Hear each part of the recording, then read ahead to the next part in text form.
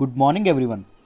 ఈరోజు హిందూ అనాలిసిస్లో మనం మాట్లాడుకోబోయే మొదటి ఆర్టికల్ వచ్చేసి Punjab Tamil Nadu register poor vaccination coverage.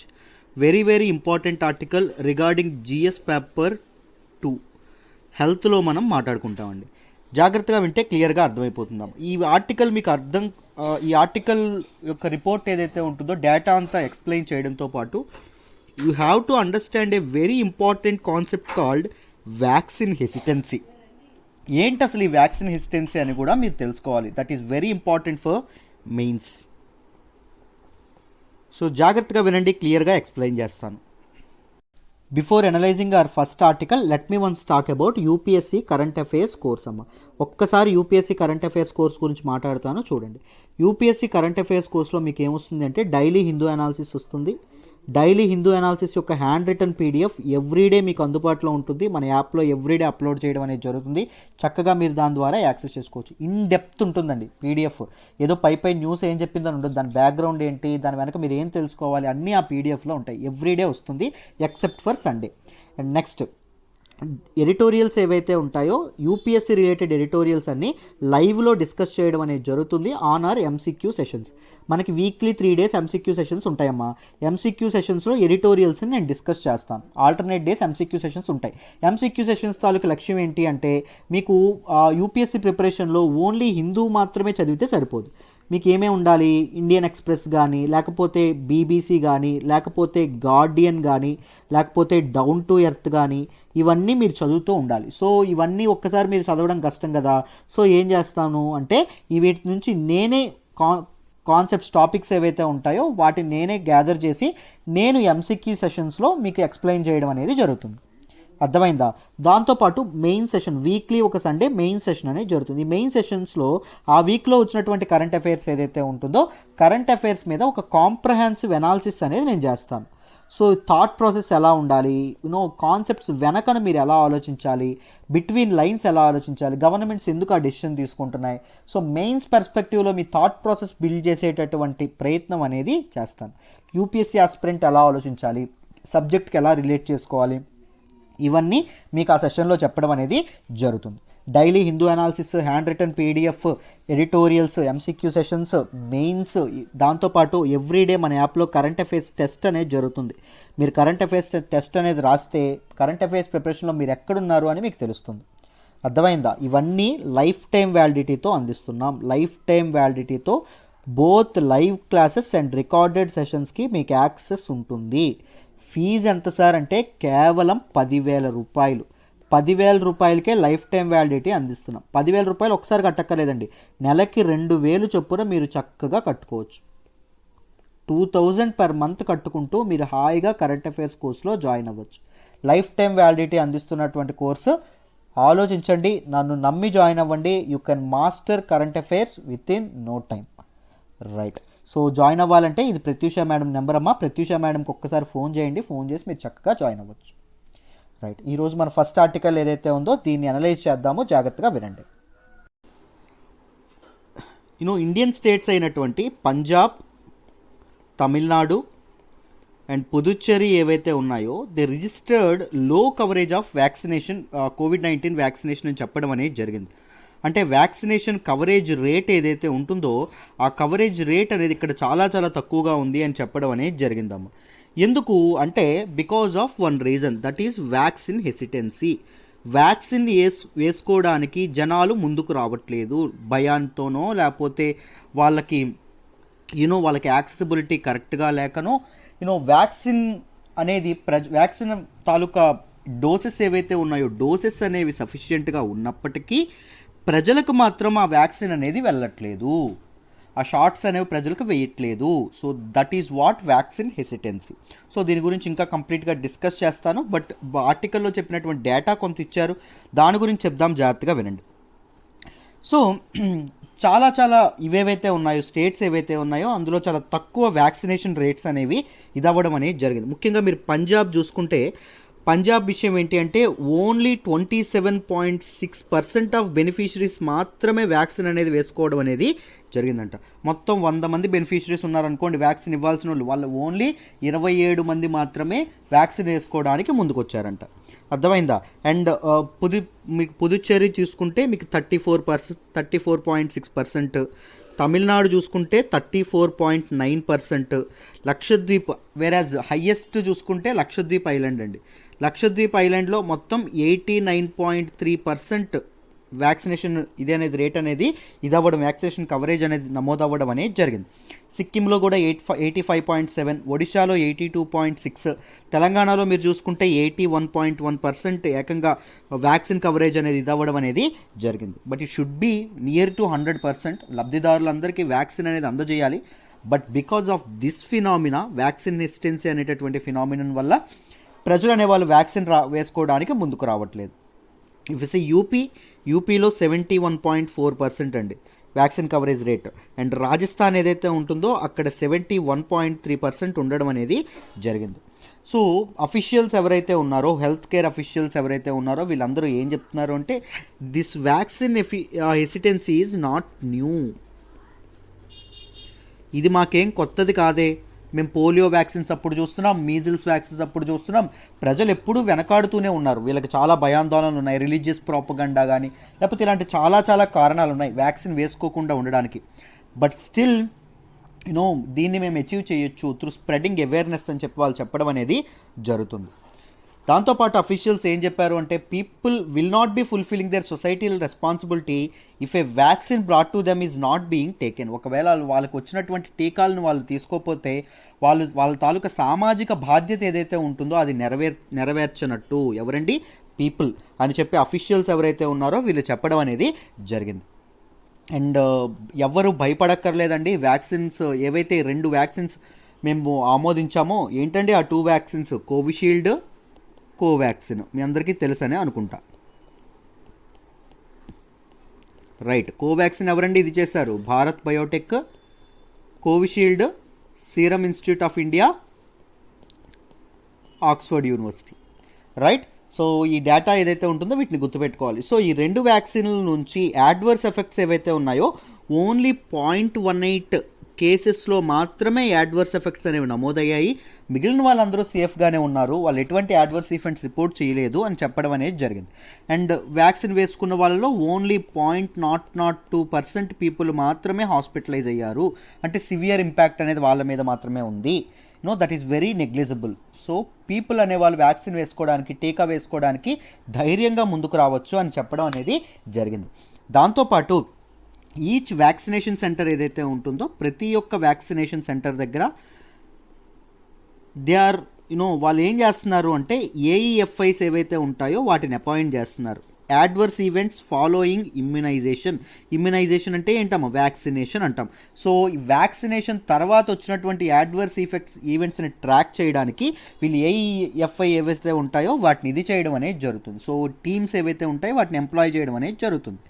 So AEFI యొక్క కమిటీస్ కూడా, స్టేట్ వైజ్ కమిటీస్ కూడా అపాయింట్ చేయడం అనేది జరిగింది central government. State level committees, ఏ కమిటీస్? ఏఈఎఫ్ఐ కమిటీస్ని కూడా అపాయింట్ చేస్తున్నాం. మీరు అసలు కంగారు పడమాకండి, మీకు జాగ్రత్తలన్నీ తీసుకోవడానికి, మీ గురించి ఆలోచించడానికి ప్రభుత్వాలు ఉన్నాయి అని చెప్పి భరోసా అనేది అఫీషియల్స్ కల్పించడం అనేది జరుగుతుంది. అర్థమైందా?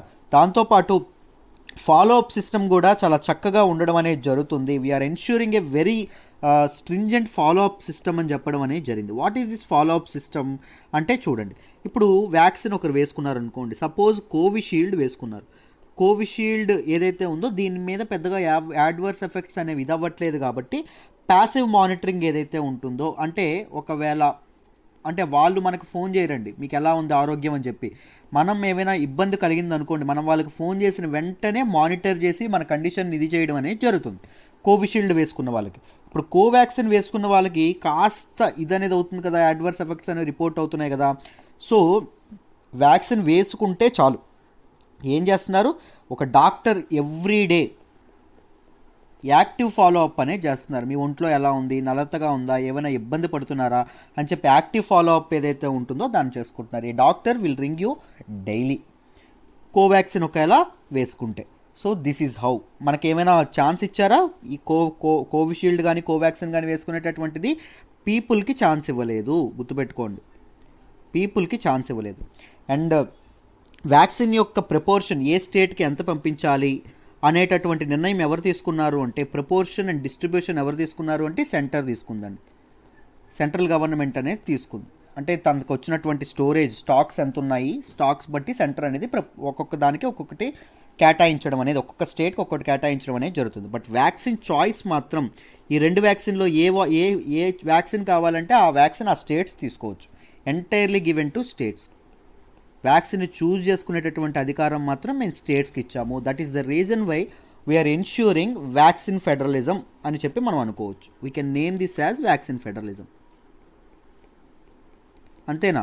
ఎందుకంటే వ్యాక్సిన్కి సంబంధించినటువంటి పవర్స్ కూడా ఏమయ్యాయి, బోత్ సెంటర్ అండ్ స్టేట్స్ ఏవైతే ఉన్నాయో వాటి మీద ఇదైనాయి. ఇలాంటి ప్రాబబుల్ టర్మ్స్ ఏవైతే ఉన్నాయో వీటిని you have to grasp those terminology. అర్థమైందా? అంటే హిందూలో వాడలేదమ్మా, నేను వేరే దగ్గర చదివాను, అందుకోసమనే చెప్పాను వ్యాక్సిన్ ఫెడరలిజం అని. అర్థమైందా? సో వ్యాక్సిన్ ఫెడరలిజం ఏదైతే ఉంటుందో దీని మీద కూడా ఫిస్కల్ ఫెడరలిజం అని, వ్యాక్సిన్ ఫెడరలిజం అని ఇవ్వాలంటే చాలా మనం చదువుకుంటున్నాం. దీని మీద కూడా మీరు ఏం చేయాలి, నోట్ మేకింగ్ అనేది చేసుకోవాలి. కంప్లీట్ నోట్స్ అనేది ప్రిపేర్ చేసుకోవాలి. అర్థమైందా? వ్యాక్సిన్ డిప్లొమసీ అని విన్నాము, వ్యాక్సిన్ డామినేషన్ అని విన్నాము, వ్యాక్సిన్ హెజుమోనీ అని విన్నాము. ఇలాంటివి ఏవైతే ఉంటాయో ఈ టెర్మినాలజీ మెయిన్స్లో వచ్చేటటువంటి అవకాశం ఉంటుంది. కాబట్టి డీటెయిల్డ్గా ఒక పేజ్లో మీరు నోట్స్ రాసుకోవాలి. ఎప్పుడైనా అది గుర్తుపెట్టుకోండి. రైట్. సో ఇప్పుడు మనం వ్యాక్సిన్ హెసిటెన్సీ అన్నాం కదా. పీపుల్ ఎందుకు, ఇప్పుడు మీరు పంజాబ్ చూసుకున్నా, తమిళనాడు చూసుకున్నా, పుదుచ్చేరి చూసుకున్నా, పీపుల్ ఎందుకు మరీ 50% లోపు ఇది అవ్వడం అనేది జరిగింది? Because of a phenomenon called vaccine hesitancy. అంతేనా? ఏంటండి ఈ వ్యాక్సిన్ హెసిటెన్సీ అంటే, మీరు WHO వరల్డ్ హెల్త్ ఆర్గనైజేషన్కి అడిగారు అనుకోండి, వరల్డ్ హెల్త్ ఆర్గనైజేషన్ తన బుక్లో ఏంటి డెఫినేషన్ ఇచ్చింది అంటే, WHO defines vaccine hesitancy as a delay in acceptance. ఏంటండి? Delay in vaccine acceptance or లేదా రిఫ్యూజల్ ఆఫ్ వ్యాక్సిన్స్ని వద్దు అని చెప్పడం. Despite the availability of vaccination stocks ఉన్నాయి, వ్యాక్సినేషన్ లాజిస్టిక్స్, స్టోరేజ్ అంతా బాగా జరుగుతూ ఉంది. కానీ ప్రజల దగ్గరకు వచ్చినప్పటికి మాత్రం ప్రజలు వద్దంటున్నారు.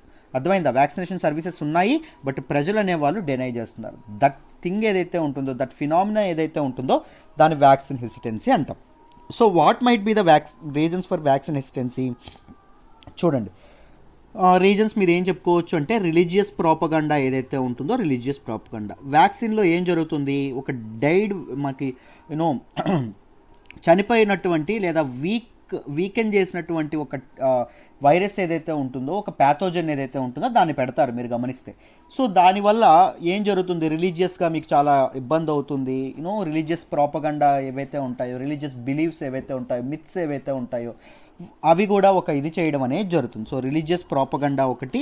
రెండవది ఏంటి అంటే మిస్ఇన్ఫర్మేషన్ అమ్మా. పలానా వ్యాక్సిన్ ఎంతమంది చనిపోయారంట, ఎలా జరుగుతుందంట, పెరాలసిస్ వస్తుందంట, బ్రెయిన్ ట్యూమర్లు వస్తున్నాయంట, వాట్సాప్లోని వాటిల్లోని మనం చాలా చూస్తాం.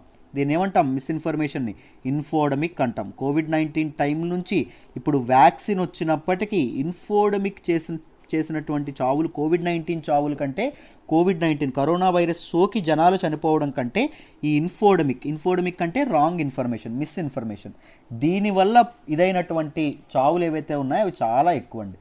అర్థమైందా? ప్రజలు ఏమీ ఆలోచించరు. ఏదైనా వాట్సాప్ మెసేజ్ వస్తే వెంటనే షేర్ చేసేస్తారు, నిజమా కాదా అని ఆలోచించరు. సోషల్ మీడియాలో కూడా ఈ మిస్ఇన్ఫర్మేషన్ ఏదైతే ఉంటుందో ఆ మిస్ఇన్ఫర్మేషన్. దాంతోపాటు సోషల్ మీడియాలో కూడా చాలామంది ప్రాపగేట్ చేస్తూ ఉంటారు. ఈ సిచ్యుయేషన్ని ఎక్స్ప్లాయిట్ చేసుకుందామని చెప్పి చాలామంది అనుకుంటారు. నేను మొన్న ఏదో ఒక వాట్సాప్ స్టేటస్ చూశాను, వ్యాక్సిన్ ఎందుకు waste and some air purifier ఏదో ఉంటుంది, అది వేసుకుంటే అసలు కరోనా వైరస్ అనేది ఇంట్లోకి రాదు అని చెప్పి నేను చూశాను. So this is how people exploit. జనాల తాలూకు భయం, వ్యాధంటే భయం, చావు అంటే భయం ఏదైతే ఉంటుందో దాన్ని ఎక్స్ప్లాయిట్ చేయాలని చెప్పి పీపుల్ ఆలోచిస్తూ ఉంటారు. That is very wrong thing. And next, vaccine derived diseases ఏవైతే ఉంటాయో, this is a common phenomena అండి. మీకు వ్యాక్సిన్లో ఏం వాడతారని చెప్పాను, ఇనాక్టివ్ అయినటువంటి ప్యాథోజన్ ఏదైతే ఉంటుందో, వైరస్ ఏదైతే ఉంటుందో దాన్ని వాడతారు. ఎందుకు? మన ఇమ్యూనిటీ ఏదైతే ఉంటుందో దాన్ని ట్రిగ్గర్ చేయమని. ట్రిగ్గర్ చేయడానికి, లేకపోతే డెడ్ వైరస్ ఏదైతే ఉంటుందో దాన్ని వాడతారు. అండ్ వన్స్ మన బాడీలోకి వెళ్ళిన తర్వాత it will undergo some systematic changes, it will come back to life. అది కొన్నిసార్లు యాక్టివ్ అవ్వడం అనేది జరుగుతుంది. ఇప్పుడు పోలియో వ్యాక్సిన్ ఉందనుకోండి, పోలియో వ్యాక్సిన్లో నిజానికి ఏముంటుంది, పోలియో డెడ్ పోలియో వైరస్ ఏదైతే ఉంటుందో అది ఉంటుంది, లేకపోతే ఇన్యాక్టివ్ పోలియో వైరస్ ఏదైతే ఉంటుందో అది ఉంటుంది. వన్స్ మన బాడీ కండిషన్స్ దానికి సహకరించాయి అనుకోండి, దాంట్లో సిస్టమేటిక్ రాడికల్ చేంజెస్ అనేవి వచ్చి, మ్యుటేషన్స్ అనేవి వచ్చి అది ఏం జరుగుతుంది, మళ్ళీ యాక్టివ్లోకి మళ్ళీ it will come back to life. అర్థమైందా? సో దానివల్ల అది ఏం చేస్తుంది, పోలియోని కలిగించేటటువంటి ఇది ఉంది. సో వ్యాక్సిన్ డిరైవ్డ్, వ్యాక్సిన్ ద్వారా వచ్చేటటువంటి డిసీజెస్ కూడా జనాల్ని ఇబ్బంది పెడతా ఉన్నాయి. Next, inconvenience in accessing vaccines అండి. వ్యాక్సిన్స్ అనేవి వ్యాక్సిన్కి యాక్సెసిబిలిటీ యాక్సెస్ చేయడానికి ఇన్కన్వీనియన్స్ ఏదైతే ఉంటుందో అది కూడా ఒక కారణం అవుతుంది. ఇప్పుడు సపోజ్ నేను ఒక పల్లెటూరులో ఉన్నాను, ఓన్లీ టౌన్లో మా చుట్టుపక్కల ఉన్నటువంటి టౌన్ ఏదైతే ఉంటుందో ఆ టౌన్లోనే వ్యాక్సిన్ వేస్తున్నారు.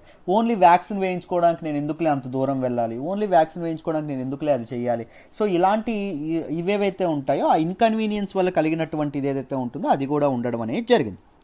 So now what are the solutions? చూడండి, ఈ వ్యాక్సిన్ ఇదేదైతే ఉంటుందో దీనికి సొల్యూషన్స్ ఏంటి, వ్యాక్సిన్ హెసిటెన్సీ ఏదైతే ఉంటుందో దానికి సొల్యూషన్స్ ఏంటి అంటే vaccine as a default approach. ఇది ఇండియాలో కూడా ఉందండి. మీకు కొన్ని స్కీమ్స్ ఏం చేస్తారు అంటే, ముఖ్యంగా లాక్టేటింగ్ మదర్స్కి వాళ్ళకి ఇచ్చినటువంటి స్కీమ్స్ కొన్ని ఉంటాయి. మనీ ఇస్తారు, డైరెక్ట్ బెనిఫిట్ ట్రాన్స్ఫర్స్ వేస్తారు, అంటే డైరెక్ట్గా వాళ్ళ అకౌంట్కి మనీ పంపిస్తారు. ఎప్పుడు మనీ పంపిస్తారు అంటే ఓన్లీ పిల్లలకి వ్యాక్సిన్లు వేయించినప్పుడు, టీకాలు ఎప్పుడైతే వేయిస్తారో అప్పుడు. సో అలా ఉంటాయండి కొన్ని. వ్యాక్సినేషన్ ఆన్ డిఫాల్ట్ అంటాం. Vaccination as the default approach అంటే తప్పనిసరిగా వ్యాక్సినేషన్ అనేది వేసుకోవాలి. వేసుకోకపోతే సమ్ రైట్స్ మీకు ఇవ్వాల్సినటువంటి, మీకు కొన్ని వెల్ఫేర్ ప్రోగ్రామ్స్లో మీకు భాగం చేయం, లేకపోతే పలానా వాటిలో మీకు ఇది చేయం అనేటటువంటి నిర్ణయాలు గవర్నమెంట్స్ తీసుకుంటాయి. ముఖ్యంగా ఎగ్జాంపుల్స్ ఏంటి అంటే ఫ్రాన్స్, ఈవెన్ ఆస్ట్రేలియా, మన ఇండియా కూడా. సో ఇలాంటివి ఇంకాస్త ఎక్కువ చేయాలి. ఇలాంటివి ఉన్నాయని కూడా ప్రజలకు తెలియదు. Next, building trust. ప్రజలకి వ్యాక్సిన్ మీద నమ్మకాన్ని కల్పించాలండి. వ్యాక్సిన్ అంటే ఏం భయం ఒక్కర్లేదు, వ్యాక్సిన్ అనేది మన వ్యాధిని పోగొడుతుంది తప్ప మనకి వ్యాధిని కలగజేయదు, ఇది మన కోసం ఎంతో శ్రమించే సైంటిస్టులు అనే వాళ్ళు శాస్త్రవేత్తలు తయారు చేసింది, చాలా క్లినికల్ ట్రయల్స్ తర్వాతే ఇది ఆమోదించబడింది, ఇలాంటివి చెప్పి పీపుల్ అవేర్నెస్ అనేది పంపించాలి. దాంతోపాటు digital organisms to ensure correct info. Social మీడియాలో ఇన్ఫో ఏదైతే ఉంటుందో అది కరెక్ట్గా ఉండడానికి డిజిటల్ ఆల్గారిథమ్స్ ఏవైతే ఉంటాయో వాటిని వాడాలి. మీకు ఈ మధ్య మీరు ఫేస్బుక్ చూస్తూ ఉంటే మీకు ఏమవుతూ ఉంటుంది, మీరు గమనిస్తూ ఉంటే మీకు తెలుస్తూ ఉంటుంది, దిస్ ఇన్ఫర్మేషన్ ఈజ్ ఫేక్ అని చెప్పి కొన్నిసార్లు పైన ట్యాగ్ వస్తూ ఉంటుంది, దిస్ ఈజ్ మిస్ఇన్ఫర్మేషన్ అని ట్యాగ్ వస్తుంది. దాన్ని ఎలా చేస్తారు, ఈ డిజిటల్ ఆల్గారిథమ్స్ ఉపయోగించి, ఆర్టిఫిషియల్ ఇంటెలిజెన్స్ కానీ వీటన్నింటిని ఉపయోగించి సోషల్ మీడియాలో ఇన్ఫర్మేషన్ అనేది ఏది కరెక్టో ఏది రాంగో అని చెప్పేటటువంటి ఇది చేయాలి. దాంతోపాటు ఇన్ఫ్లుయెన్షియల్ పర్సన్స్ ఎవరైతే ఉన్నారో, ఎవరైతే జనాల్ని ఇన్ఫ్లుయెన్స్ చేయగలరో, అంటే సెలబ్రిటీస్ కానీ లేకపోతే ఇప్పుడు స్పోర్ట్స్ పర్సన్స్ ఉంటారు, ఎంఎస్ ధోని కానీ, విరాట్ కోహ్లీ కానీ, లేకపోతే మనకి సినిమా వాళ్ళు ఉంటారు, రజనీకాంత్ కానీ, లేకపోతే వీళ్ళందరూ ఉంటారు, రైట్. వీళ్ళతో యాడ్స్ ఏవైతే ఉంటాయో వాటిని చెప్పించాలి. ఇన్ఫ్లుయెన్షియల్ పర్సన్స్తో కానీ సెలబ్రిటీస్తో కానీ ప్రజలకు అవేర్నెస్ అనేది కల్పించాలి. ఎందుకు అంటే దే కెన్ ఇన్ఫ్లుయెన్స్ పీపుల్. అర్థమైందా? వాళ్ళ మాట జనాలు వింటారు కాబట్టి. అర్థమైందా? సో ఇవన్నీ సొల్యూషన్స్ అని చెప్పి మనం అర్థం చేసుకోవచ్చు. ఇప్పుడు మనం వ్యాక్సిన్ హెసిటెన్సీకి గల కారణాలేంటో ఒక పిక్ ద్వారా చూపిస్తాను, జాగ్రత్తగా చూడండి. ఈ పిక్ చూడండి అమ్మ. వ్యాక్సిన్ హెసిటెన్సీకి గల కారణాలేంటి? మొదట కాన్ఫిడెన్స్ ఏదైతే ఉంటుందో కాన్ఫిడెన్స్, ట్రస్ట్ ఏదైతే ఉంటుందో ట్రస్ట్ అనేది లోపించడం. పీపుల్కి వ్యాక్సిన్ మీద ట్రస్ట్ లేదనుకోండి, ఏమైనా అడ్వర్స్ ఎఫెక్ట్స్ ఉంటాయని చెప్పి ఏమైనా ఉందనుకోండి, దాని ఎఫెక్టివ్నెస్ మీద కానీ, దాని సేఫ్టీ ఏదైతే ఉంటుందో సేఫ్టీ మీద కానీ, వ్యాక్సిన్ యొక్క సేఫ్టీ మీద కానీ ఏమైనా కాన్ఫిడెన్స్ లేకపోతే ఏం జరుగుతుంది, పీపుల్ అనేవాళ్ళు హెసిటెంట్గా ఉంటారు వ్యాక్సిన్ వేసుకోవడానికి. దాంతోపాటు కంప్లసెన్సీ అంటే ఏంటి, సంతృప్తి లేకపోవడం, అంటే వ్యాక్సిన్ యొక్క దీని మీద ఒక ఇదేదైతే ఉంటుందో అది లేకపోవడం అండి. ఐ మీన్ దాని పెర్ఫార్మెన్స్ మీద ఒక సాటిస్ఫాక్షన్ అనేది లేకపోవడం. సో వ్యాక్సిన్ అనేది డిసీజ్ని ప్రివెంట్ చేస్తుంది అని ప్రజలకు నమ్మకం లేదనుకోండి, ప్రజలు నిజంగా కన్విన్స్ అవ్వలేదనుకోండి, సో అప్పుడు కూడా ప్రజలు వేసుకోవడానికి ఇష్టపడరు. నెక్స్ట్, కన్వీనియన్స్ అండి. సో ఎఫోర్డబుల్గా ఉండాలి, యాక్సెసిబుల్గా ఉండాలి, ఇవన్నీ ఉన్నప్పుడే ప్రజలు అనేవాళ్ళు ముందుకు వస్తారు. అర్థమైందా? వ్యాక్సిన్ ఎంతో సామాన్యుడికి అందుబాటులో లేకుండా 10,000 15,000 ఉందనుకోండి, వ్యాక్సిన్ అక్కర్లేదే తర్వాత చూసుకోవచ్చు అనేటటువంటి ఆలోచన ఉంటుంది. లేకపోతే వ్యాక్సిన్ మన దగ్గర లేదనుకోండి, ఎక్కడికో ఏదో సిటీకి వెళ్ళాల్సి వచ్చింది అనుకోండి, అప్పుడు కూడా వ్యాక్సిన్ వేసుకోవడానికి జనాలు ఇష్టపడరు. అర్థమైందా? These were the facts that you should remember regarding this article అమ్మ. ఈ ఆర్టికల్ మీకు డీటెయిల్డ్గా కంప్లీట్గా చెప్పానని అనుకుంటున్నాను. Let's move to the next article. మనం మాట్లాడుకోబోయే నెక్స్ట్ ఆర్టికల్ వచ్చేసి India asks WhatsApp to revoke changes in its privacy policy. Very very important regarding GS paper 2 అండి. వాట్సాప్ కొత్తగా ఒక ప్రైవసీ పాలసీ ఏదైతే ఉంటుందో దాన్ని తీసుకొచ్చింది, మీ అందరికీ తెలిసే ఉంటుంది. Most of you people are using, I think మీరందరూ వాట్సాప్ యూజ్ చేస్తున్నారని అనుకుంటున్నాను. సో మీకు ఈ ఐడియా అనేది ఉంటుంది. So what is this privacy policy, ఏంటి దీనికి సంబంధించి, వీటన్నింటి గురించి డీటెయిల్డ్గా డిస్కస్ చేద్దాము. జాగ్రత్తగా వినండి అమ్మ. సో ఈ ఆర్టికల్ మీకు అర్థం కావాలి అంటే you have to understand the background అనేది మీకు అర్థం కావాలి, ఏం జరిగింది అని. రీసెంట్గా ఏం జరిగింది అంటే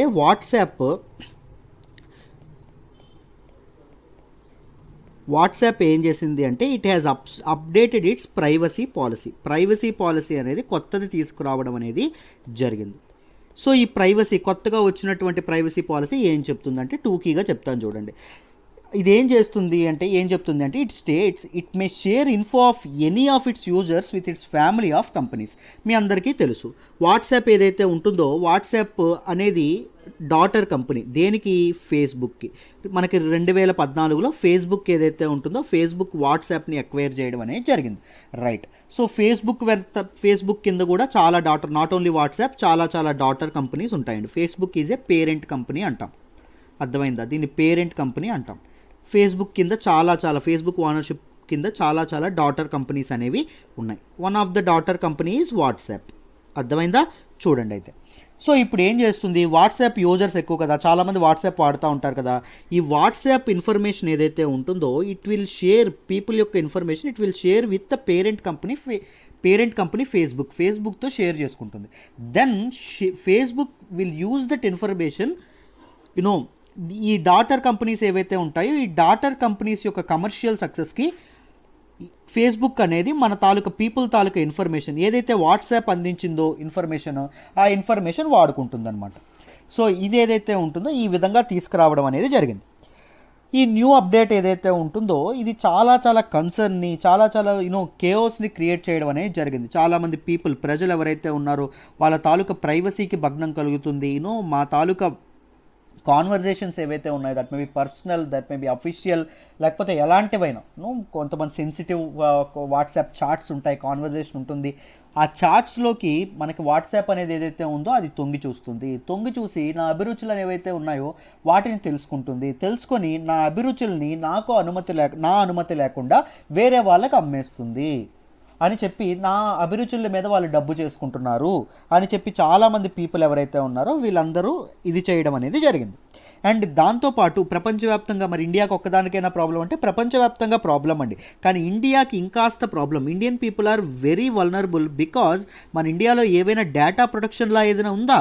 లేదు. మన ప్రజల డేటాని ప్రొటెక్ట్ చేసేటటువంటి చట్టం అనేది మన ఇండియాలో లేదు, రైట్. డ్రాఫ్ట్ బిల్ అనేది ఇది చేస్తూ ఉన్నారు, ఒక కమిటీ కూడా వేశారు, మీ అందరికీ తెలిసే ఉంటుంది, పార్లమెంటరీ కమిటీ. సో ప్యానల్ ఒకటి దీని మీద ఇది చేయడం అనేది జరుగుతుంది. సో డేటా ప్రొటెక్షన్ బిల్ ఏదైతే ఉంటుందో డేటా ప్రొటెక్షన్ లా అనేది మన ఇండియాలో లేదు కాబట్టి మన ఇండియన్ భారత ప్రజల యొక్క ఇదేదైతే ఉంటుందో డేటాని వీళ్ళు దోచుకునే అవకాశం ఉంది, దాన్ని మిస్యూజ్ చేసే అవకాశం ఉంది అని చెప్తా ఉన్నారు. So what are the issues with this new policy? WhatsApp యొక్క న్యూ పాలసీ ఏదైతే ఉంటుందో ఈ న్యూ పాలసీతో ఇబ్బంది ఏంటి చూడండి అమ్మ. మొదటిది, WhatsApp as the owner of the data rather than intermediary of data. ఇప్పటి వరకు వాట్సాప్ తనకు తాను ఎలా చూపించుకుంటుంది? I am just an intermediary of data.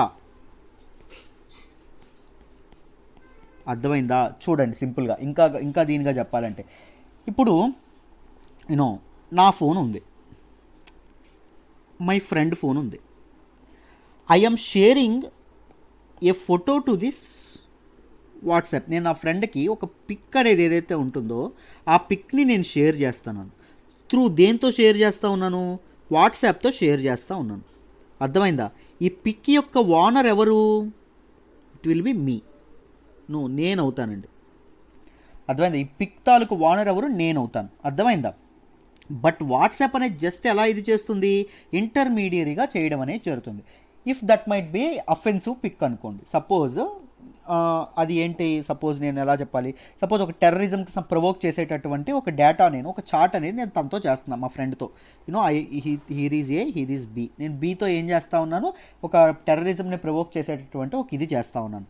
Then ఒకవేళ గవర్నమెంట్ అఫీషియల్స్కి ఈ డేటా, ఈ విషయం తెలిసిందనుకోండి, యూనో ఐఎమ్ కన్స్పైరింగ్ సంథింగ్, నేను ఏదో కుట్ర చేస్తూ ఉన్నానని, గవర్నమెంట్ నాకు అడగాలి తప్ప ఎందుకు ఆ మెసేజ్ పంపించావని ఇట్ కాంట్ సూ వాట్సాప్ని గవర్నమెంట్ క్వశ్చన్ చేసేటటువంటి అధికారం ప్రభుత్వాలకు లేదు, ఎటువంటి న్యాయస్థానాలకి లేదు, ఎటువంటి పోలీసులకి లేదు, because it just act as a intermediary of data.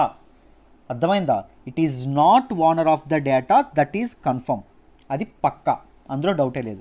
But ఇప్పుడు ఈ న్యూ పాలసీ ద్వారా వాట్సాప్ అనేది కొత్త రోల్ తీసుకుంటూ ఉంటుంది. What is the new role? It want to take ownership of my data. ఎందుకు? నా డేటాను నాకు ప్రమేయం లేకుండా వేరే వాళ్ళకు అమ్ముతుంది అంటే, ఇప్పుడు నాకు ఒక ల్యాండ్ ఉందనుకోండి, ల్యాండ్ని నేను వేరే వాళ్ళకి అమ్ముతున్నాను అంటే దాని అర్థం ఏంటి? ఆ ల్యాండ్ అనేది, ఆ ప్రాపర్టీ అనేది నాది, నేను దానికి ఓనర్ అని నేను నమ్ముతున్నాను, అవునా? సో వాట్సాప్ ఏం చేస్తుంది, నా ప్రమేయం లేకుండా ఆ డేటా అనేది వేరే వాళ్ళకి అమ్ముతుంది అంటే, సో తన తాలూకా న్యూ రోల్ ఏం తీసుకుంది? It is you know it has taken the ownership of my data, my personal data. అర్థమైందా? సో ఇప్పుడు ఏం చేయాలి గవర్నమెంట్లో కూడా, పాలసీస్లో కూడా మార్పులు రావాలి. ఇప్పుడు ఆ కంటెంట్లో ఏమైనా తేడా ఉందనుకోండి, అప్పుడు ఏం చేయాలి గవర్నమెంట్? నాతో పాటు వాట్సాప్ను కూడా అడగడం అనేది మొదలు పెట్టాలి. అర్థమైందా? ఆ ఇమ్యూనిటీ ఇప్పటి వరకు ఉండేది వాట్సాప్కి, వాట్సాప్ అది కోల్పోవడం అనేది జరుగుతుంది. Next, against the recommendations of the Srikrishna committee report. మనకి ప్రైవసీ జడ్జిమెంట్ ఎప్పుడైతే వచ్చిందో, మీ అందరికీ పుట్టస్వామి జడ్జిమెంట్ అంటాము, దాని తర్వాత ఏం జరిగింది, శ్రీకృష్ణ కమిటీ ఏదైతే ఉంటుందో దీన్ని వేయడం అనేది జరిగింది. చూడండి ఇక్కడ శ్రీకృష్ణ కమిటీ తన రిపోర్ట్లో ఏం చెప్పింది, ఎగెనెస్ట్ డేటా లోకలైజేషన్, మామూలుగా డేటా లోకలైజేషన్ జరగాలి అని చెప్పి శ్రీకృష్ణ కమిటీ చెప్పింది. చూడండి, డేటా లోకలైజేషన్ అంటే ఏంటి? ఒక వ్యక్తి యొక్క పర్సనల్ డేటా ఏదైతే ఉంటుందో అది బౌండరీస్ దాటకూడదు. ఆ దేశంలో ఏ దేశం అయితే ఉందో, మన ఇండియన్ కంట్రీ ఉంది కదా, ఇండియన్ కంట్రీ యొక్క టెరిటోరియల్ బౌండరీస్ ఏవైతే ఉంటాయో వాటిని దాటకూడదు. ఏదైతే కంపెనీ పర్సనల్ డేటా కలెక్ట్ చేస్తుందో it should store the information within the boundaries of our country itself. మన దేశం యొక్క బౌండరీస్ లోపలనే అది స్టోర్ చేయడం అనేది ఇది చేయాలి, దాన్నే డేటా లోకలైజేషన్ అంటాం. కానీ ఇప్పుడు వాట్సాప్ ఏం చేస్తూ ఉంది, ఓవర్సీస్లో ఉన్నటువంటి తన పేరెంట్ కంపెనీ ఏదైతే ఉంటుందో ఫేస్బుక్కి పంపిస్తూ ఉంది, లేకపోతే అదర్ డాటర్ కంపెనీస్ ఏవైతే ఉన్నాయో, ఫేస్బుక్ యొక్క డాటర్ కంపెనీస్, వాటికి పంపించడం అనేది జరుగుతుంది. సింపుల్గా ఫేస్బుక్ ఫ్యామిలీలో ఉన్నటువంటి కంపెనీస్ అందరికీ పంపిస్తూ ఉంది. సో ఈ డేటా లోకలైజేషన్ అనేటటువంటి నామ్ ఏదైతే ఉందో దానికి ఎగనెస్ట్గా ఇదవ్వడం అనేది జరుగుతుంది ఈ ప్రైవసీ పాలసీ అని చెప్తా ఉన్నారు. నెక్స్ట్, షేరింగ్ మెటాడేటా ఏదైతే ఉంటుందో మెటాడేటా అనేది షేర్ చేస్తూ ఉంది. వాట్ ఈజ్ దిస్ మెటాడేటా అంటే, చూడండి, ఇప్పుడు వాట్సాప్ ఎప్పటికీ చెప్తా ఉంది, మీ కాన్వర్జేషన్స్ మేమేం చదవము, అవి ఎండ్ టు ఎండ్ ఎన్క్రిప్టెడ్ ఉంటాయి, సో ఎవ్వరూ దాన్ని చదవడానికి వీల్లేదు అని. బట్ పీపుల్ ఎవరు చదవరండి, పీపుల్ ఎవరు మన కాన్వర్జేషన్స్ చదవరు. But robots will do, machines will do, computers will do. Artificial intelligence, machine learning ద్వారా వీళ్ళు ఏం చేస్తారు అంటే, the summary of our data, నేను ఏదైతే కాన్వర్జేషన్ చేస్తున్నానో నా కాన్వర్జేషన్స్ ద్వారా they will come up with my taste and user behaviour, user taste ఏదైతే ఉంటుందో దాన్ని ఇది చేయడం అనేది జరుగుతుంది, ఆ డేటాని ప్రాసెస్ చేయడం అనేది జరుగుతుంది. అర్థమైందా?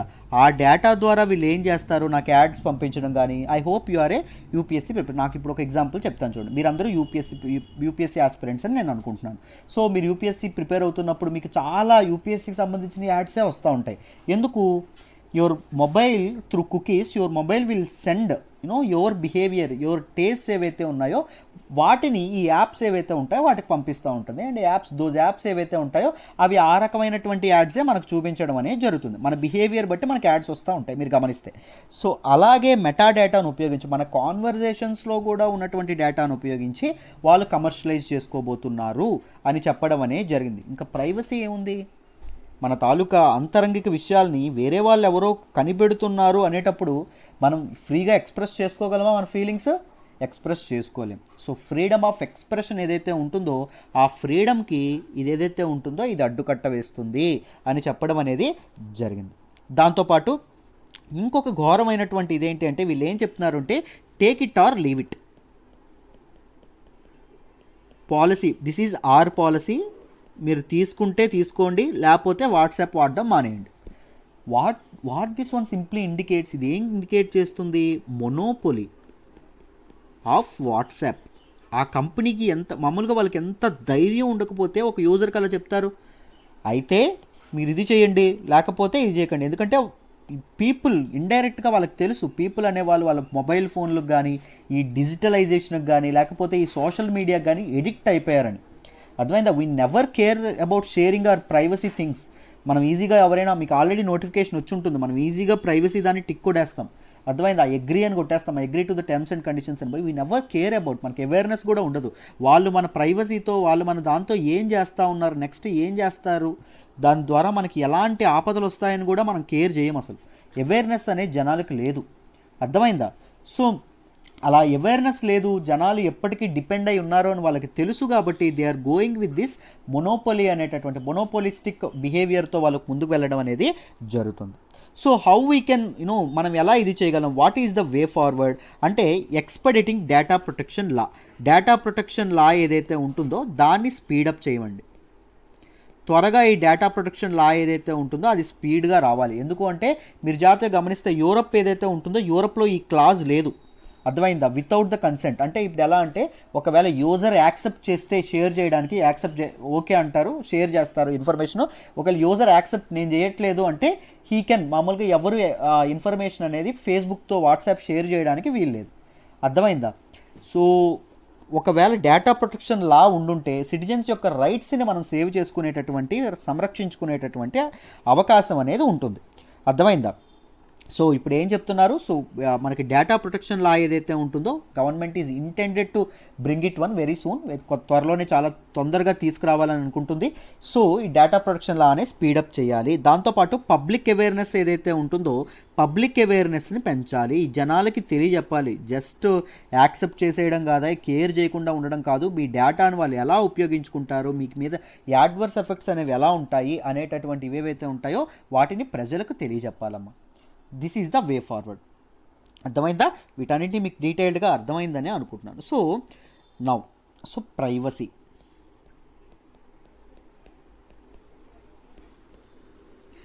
సో ఇన్ని మనం మాట్లాడుకున్నాం. What is the sole concern behind this new policy?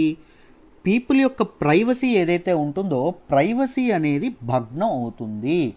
Privacy అనేది పీపుల్ యొక్క అంతరంగిక విషయాల్లోకి వేరే వాళ్ళు జోక్యం చేసుకోవడం అనేది జరుగుతుంది సిటిజన్స్ తాలూకుది. సో ప్రైవసీ గురించి ఎప్పుడు మాట్లాడుకున్నా మనం మాట్లాడుకోవాల్సింది ఏంటి, సుప్రీంకోర్టు యొక్క ప్రైవసీ జడ్జిమెంట్. సో ఈరోజు కూడా ఎక్సెప్షన్ కాదండి, ఈరోజు కూడా మనం ప్రైవసీ జడ్జిమెంట్ గురించి మాట్లాడుకుందాం. Very very important. Privacy judgement ఏదైతే వచ్చిందో ఆ కేసుని ఏమంటాము అంటే కేఎస్ పుత్తస్వామి కేసు అని కూడా అంటాం. ఏమంటాం? K S Puttaswamy case. He is a former Karnataka high court judge అండి.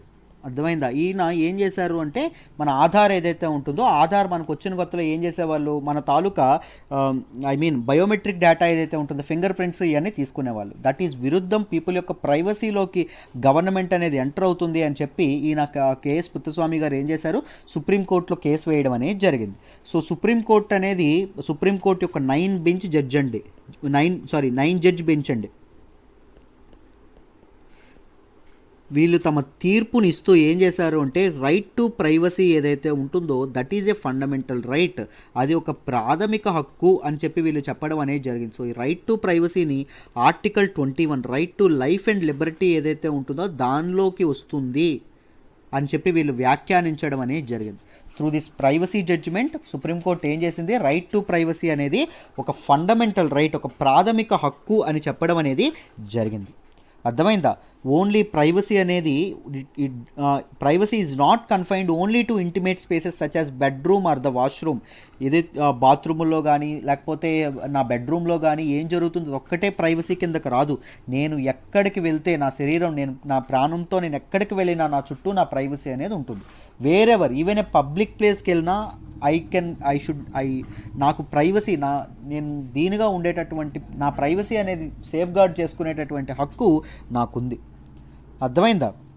సో ఒకవేళ నా ప్రైవసీ అనేది, ఒకరి ప్రైవసీ అనేది ఇదవుతుంది, వైలేట్ అవుతుంది అని చెప్పి మీరు అనుకుంటే you can move A court. మీరు కోర్ట్ని తప్పకుండా మూవ్ చేయొచ్చు అని చెప్పడం అనేది జరిగింది. అర్థమైందా? రైట్. సో వీళ్ళు ఏం చెప్పారు అంటే right to privacy is an intrinsic part of right to life and personal liberty, article 21లో కింద వస్తుంది అని చెప్పడం అనేది జరిగిందమ్మ. అర్థమైందా? దాంతోపాటు సెంటర్ ఆస్క్డ్ టు సుప్రీంకోర్టు ఏం చెప్పింది అంటే సెంట్రల్ గవర్నమెంట్కి తప్పకుండా ఒక రోబస్ట్ రిగైమ్ తీసుకురండి, ఒక స్ట్రిక్ట్ గవర్నెన్స్ పాలసీ ఏదైతే ఉంటుందో గవర్నెన్స్ పాలసీ అనేది తీసుకురండి.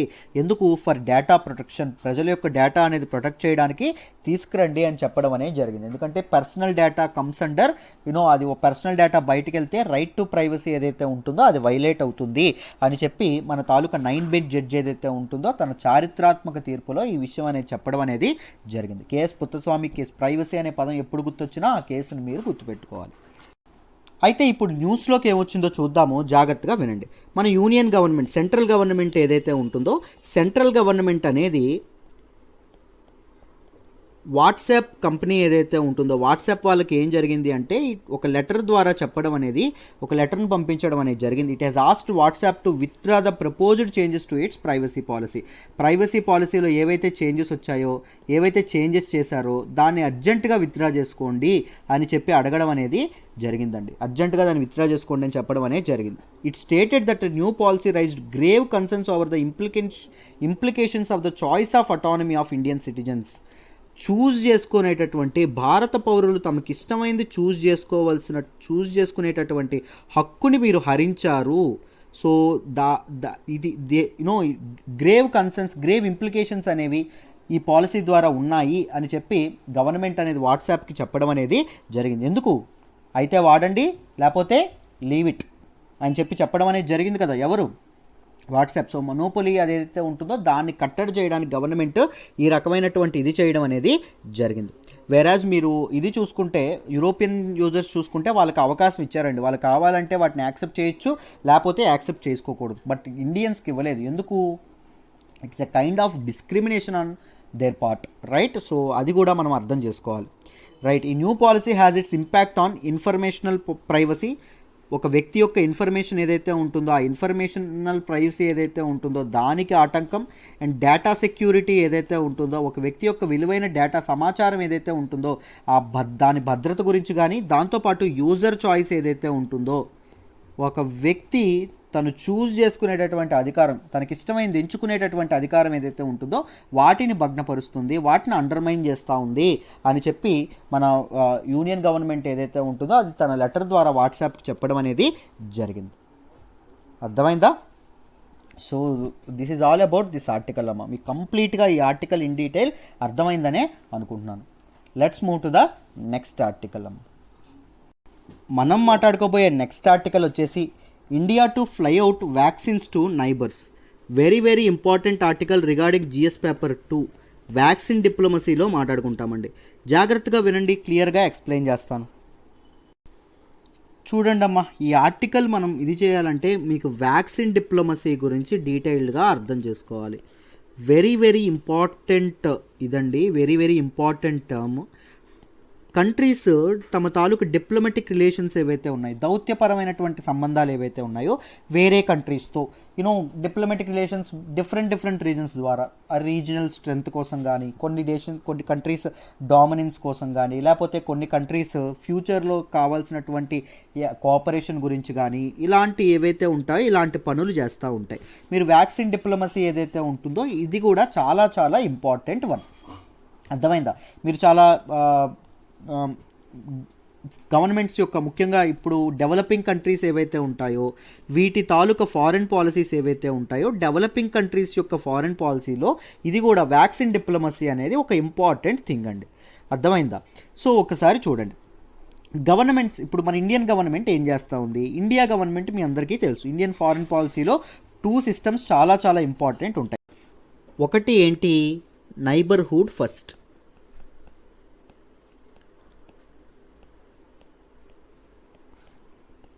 రెండవది ఏంటి, యాక్ట్ ఈస్ట్ పాలసీ. ఎందుకంటే ఇండియాకి పర్ఫెక్ట్గా తెలుసు ఇండియా అనేది ఏమాత్రం వరల్డ్ అరెనా ఏదైతే గ్లోబల్ కమ్యూనిటీ ఏదైతే ఉంటుందో అందులో ఎదగాలి అంటే ఇండియాకి రీజనల్ సపోర్ట్ అనేది చాలా ఉండాలి. బికాజ్ రీజనల్గా మన ప్రాంతంలో మన తాలూకా దీనిలో చైనా నుంచి మనం చాలా చాలా అగ్రెషన్ బయట నుంచి చూస్తూ ఉన్నాం. చైనా నుంచి కాంపిటీషన్ చూస్తూ ఉన్నాం, అగ్రెషన్ చూస్తూ ఉన్నాం, చాలా స్టాండ్ ఆఫ్స్ గురించి కూడా చూస్తూ ఉన్నాం. దాంతోపాటు మన పక్కనే ఉన్నటువంటి పాకిస్తాన్ ఏదైతే ఉంటుందో పాకిస్తాన్ మనకి దాయాది అంటాం కదా, పాకిస్తాన్తో మనకి ఎప్పుడూ గొడవలే ఉన్నాయి. సో ఈ కంట్రీస్ నుంచి వచ్చేటటువంటి అగ్రెషన్ని మనం కౌంటర్ బ్యాలెన్స్ చేయాలి అంటే we have to be friend with some other neighbour. మిగిలిన దేశాలు, పొరుగు దేశాలు ఏవైతే ఉంటాయో వాటితో మనం ఫ్రెండ్షిప్ అనేది చేసుకోవాలి, అంతే కదా. సో అందుకోసం గవర్నమెంట్ అనేది ఏం చేసింది, మన తాలూకా ఇండియా అనేది ఏం చేసింది, నైబర్హుడ్ ఫస్ట్ ఏదైతే ఉంటుందో, neighbourhood first act east policy ఏదైతే ఉంటుందో తన తాలూకా ఫారెన్ పాలసీలో వీటిని చాలా చాలా ఇంపార్టెంట్ పార్ట్ చేయడం అనేది జరిగింది. నౌ లెట్ us అండర్స్టాండ్ ఇప్పుడు ఈ వ్యాక్సిన్ డిప్లొమసీలో భాగంగా దీన్ని ఎలా కనెక్ట్ చేశారో చూద్దాం, జాగ్రత్తగా చూడండి. ఇండియా అనేది ఏం చేస్తుంది అంటే తన నైబర్హుడ్ కంట్రీస్ ఏవైతే ఉన్నాయో వాటికి తన వ్యాక్సిన్ సపోర్ట్ ఏదైతే ఉంటుందో అది ఇస్తూ ఉందండి. అర్థమైందా? మన కోఆపరేషన్ అనేది అందిస్తూ ఉంది. మొదట భూటాన్కి చూడండి, one of our strongest ally అని మనం మాట్లాడుకుంటాం. భూటాన్కి మొత్తం ఎన్ని ఇస్తున్నారు అంటే 10 lakh డోసెస్ అనేది ఇవ్వబోతున్నారండి. మొత్తం 10 lakh డోసెస్ అనేది ఇవ్వడానికి చూస్తున్నారు. భూటాన్ యొక్క పాపులేషన్ మొత్తం ఎంతమ్మా, 7.6 lakh. వాళ్ళకి 10 లక్షల డోసెస్ ఏవైతే ఉన్నాయో అవి ఇవ్వడం అనేది చేస్తుంది. అన్అఫిషియల్గా మీ అందరికీ తెలిసే ఉంటుంది, ఇండియా అనేది భూటాన్కి ఏం చేస్తుంది, ఒక తాలూకా గార్డియన్ స్టేట్లా ఉండడం అనేది జరుగుతుంది. భూటాన్కి మనం చైనాతో స్టాండ్ ఆఫ్ జరిగినప్పుడు డోక్లాం దగ్గర కూడా మనం చాలా చాలా హెల్ప్ చేసాం భూటాన్కి, రైట్. భూటాన్తో మనకు కల్చరల్ రిలేషన్స్ చాలా ఉన్నాయి, హిస్టారికల్ రిలేషన్స్ చాలా ఉన్నాయి. సో వాటిని మెయింటైన్ చేసుకోవాలని చెప్పి ఇండియా అనుకుంటుంది. దాంతోపాటు రీసెంట్గా మనకు 2 దేశాల మధ్య స్టాండ్ ఆఫ్ అది పక్కన పెట్టేస్తే మనకి నేపాల్కి కూడా మంచి రిలేషన్సే ఎప్పుడూ వస్తూ ఉన్నాయండి. నేపాల్ యొక్క పాపులేషన్ ఎంత, 2.9 crores. మొత్తం ఎంత పంపిస్తూ ఉన్నాం మనం, 10 lakh డోసెస్ అనేవి పంపిస్తూ ఉన్నాం. వితిన్ ఫ్యూ డేస్ వెళ్ళనున్నాయి అక్కడికి. దాంతోపాటు మన ఈస్టర్న్ ఇంకొక పొరుగు దేశం అయినటువంటి నైబర్హుడ్లో ఉన్నటువంటి ఇంకొక కంట్రీ ఏంటి, బంగ్లాదేశ్ యొక్క పాపులేషన్ 16.3 crores అండి. మొత్తం దీనికి ఎంత పంపిస్తున్నాం, 20 lakh డోసెస్ ఏవైతే ఉంటున్నాయో అవి పంపించడం అనేది జరుగుతుంది. దాంతోపాటు మన సీరం ఇన్స్టిట్యూట్ ఆఫ్ ఇండియా ఏం తయారు చేసింది, కోవిషీల్డ్ ఏదైతే తయారు చేసిందో ఆ serum institute of India Bangladesh యొక్క ఫార్మాస్యూటికల్ కంపెనీ అయినటువంటి బెక్సిమ్కో అనేటటువంటి కంపెనీతో డీల్ అనేది కుదుర్చుకుంది. ఏంటి, ఈ 20 lakh డోసెస్ ఫ్రీగా పంపిస్తూ ఉన్నామండి. సో బెక్సిమ్కో ఏం చేస్తుంది, డబ్బులు ఇచ్చి ఎస్ఎస్ఐ దగ్గర మన తాలూకా సీరం ఇన్స్టిట్యూట్ ఆఫ్ ఇండియా ఏదైతే ఉంటుందో దాని దగ్గర ఇంకొన్ని వ్యాక్సిన్ డోసెస్ కొనుక్కోవడం అనేది జరుగుతుంది. This is a commercial deal, అది కూడా చెప్పారు. నెక్స్ట్ శ్రీలంక ఏదైతే ఉంటుందో శ్రీలంకకు కూడా మనం పంపిస్తూ ఉన్నాము.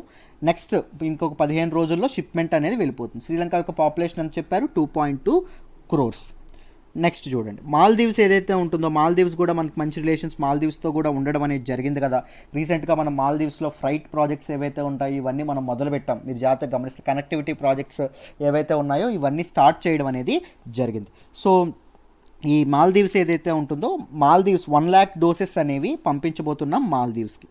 మాల్దీవ్స్ యొక్క పాపులేషన్ ఎంతమ్మా, 5.3 lakh, జస్ట్ 5.3 lakh. మాల్దీవ్స్లో ఇంకొక ఇంపార్టెంట్ థింగ్ ఏంటి, ఇండియన్ డయాస్పోరా కూడా ఎక్కువ ఉంది. భారతీయుల తాలూకా పూర్వీకులు ఎవరైతే ఉంటారో భారతదేశానికి చెందినటువంటి వాళ్ళు డయాస్పోరా కూడా ఎక్కువ. సో అందుకే మాల్దీవ్స్తో రిలేషన్స్ అనేవి చాలా ఇంపార్టెంట్.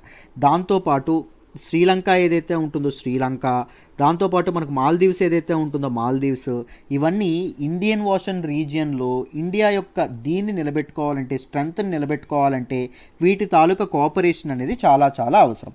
సో అందుకే శ్రీలంకతోని మాల్దీవ్స్తోని ఇప్పుడు మీరు జాగ్రత్తగా గమనిస్తే శ్రీలంకకి ఎకనామిక్ క్రైసిస్ వచ్చినప్పుడు వెంటనే చైనా వచ్చి ఆదుకుంటుంది. ఎందుకు? చైనాకి డబ్బులు ఎక్కువైపోయా? కాదండి, బికాజ్ స్ట్రాటజికల్గా శ్రీలంక అనేది చాలా ఇంపార్టెంట్ అని చెప్పి చైనాకు తెలుసు. అలాగే పాకిస్తాన్ తాలూకా మన ప్రైమ్ మినిస్టర్ అయినటువంటి ఇమ్రాన్ ఖాన్ కూడా శ్రీలంక వెళ్తున్నారు. ఎందుకు?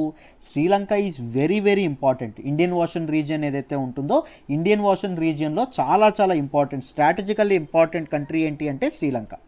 అర్థమైంది. అందుకే మనం శ్రీలంకతో కూడా ఎప్పుడు ఫ్రెండ్షిప్ చేయాలని చెప్పి ఆలోచిస్తాం. అండ్ మీరు జాగ్రత్తగా గమనిస్తే మనకు ఆఫ్ఘనిస్తాన్తో కూడా మనకు కల్చరల్ రిలేషన్స్ చాలా ఉన్నాయి. One of the important country. Afghanistan యొక్క గవర్నమెంట్ని గుర్తించినటువంటి కంట్రీ, రికగ్నైజ్ చేసింది ఇండియా ఎర్లియస్ట్ టైమ్స్లో, రైట్? సో ఆఫ్ఘనిస్తాన్కి కూడా విత్ ఇన్ షార్ట్ టైం ఆఫ్ఘనిస్తాన్కి కూడా డోసెస్ని పంపించాలని చెప్పి అనుకోవడం అనేది జరుగుతుంది. ఎవరండి అనుకుంటా ఉన్నారు? ఇండియా అనుకోవడం అనేది జరుగుతుంది. నౌ పాకిస్తాన్ మనకు ఎటువంటి రిక్వెస్ట్ పెట్టలేదు, అలా అని మనం కూడా పాకిస్తాన్తో ఎటువంటి డీల్ చేయలేదు, మనం కూడా ఎటువంటి డెసిషన్ తీసుకోలేదు, పాకిస్తాన్కి పంపిద్దాము అని చెప్పి. అర్థమైందా? సింపుల్గా ఇక్కడ హ్యాట్రెడ్ చూసారా ఎలా ఎంత ఈజీగా ఎగ్జిబిట్ అయిపోతుందో.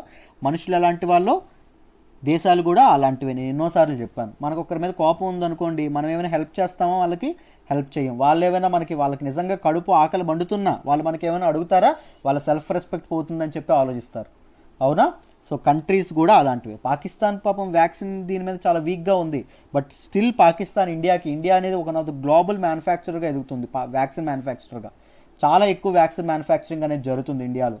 మొత్తం 2 వ్యాక్సిన్లు అనేవి ఏకంగా ఆమోదించబడ్డం అనేది జరిగిన ఇంటర్నేషనల్ స్టాండర్డ్స్తో. సో అడుగుతుందా, రిక్వెస్ట్ చేస్తుందా? సెల్ఫ్ రెస్పెక్ట్కి పోతుంది, ఈగోకి పోతుంది. పోనీ ఇండియా అయినా హెల్ప్ చేద్దాం అనుకుంటుందా?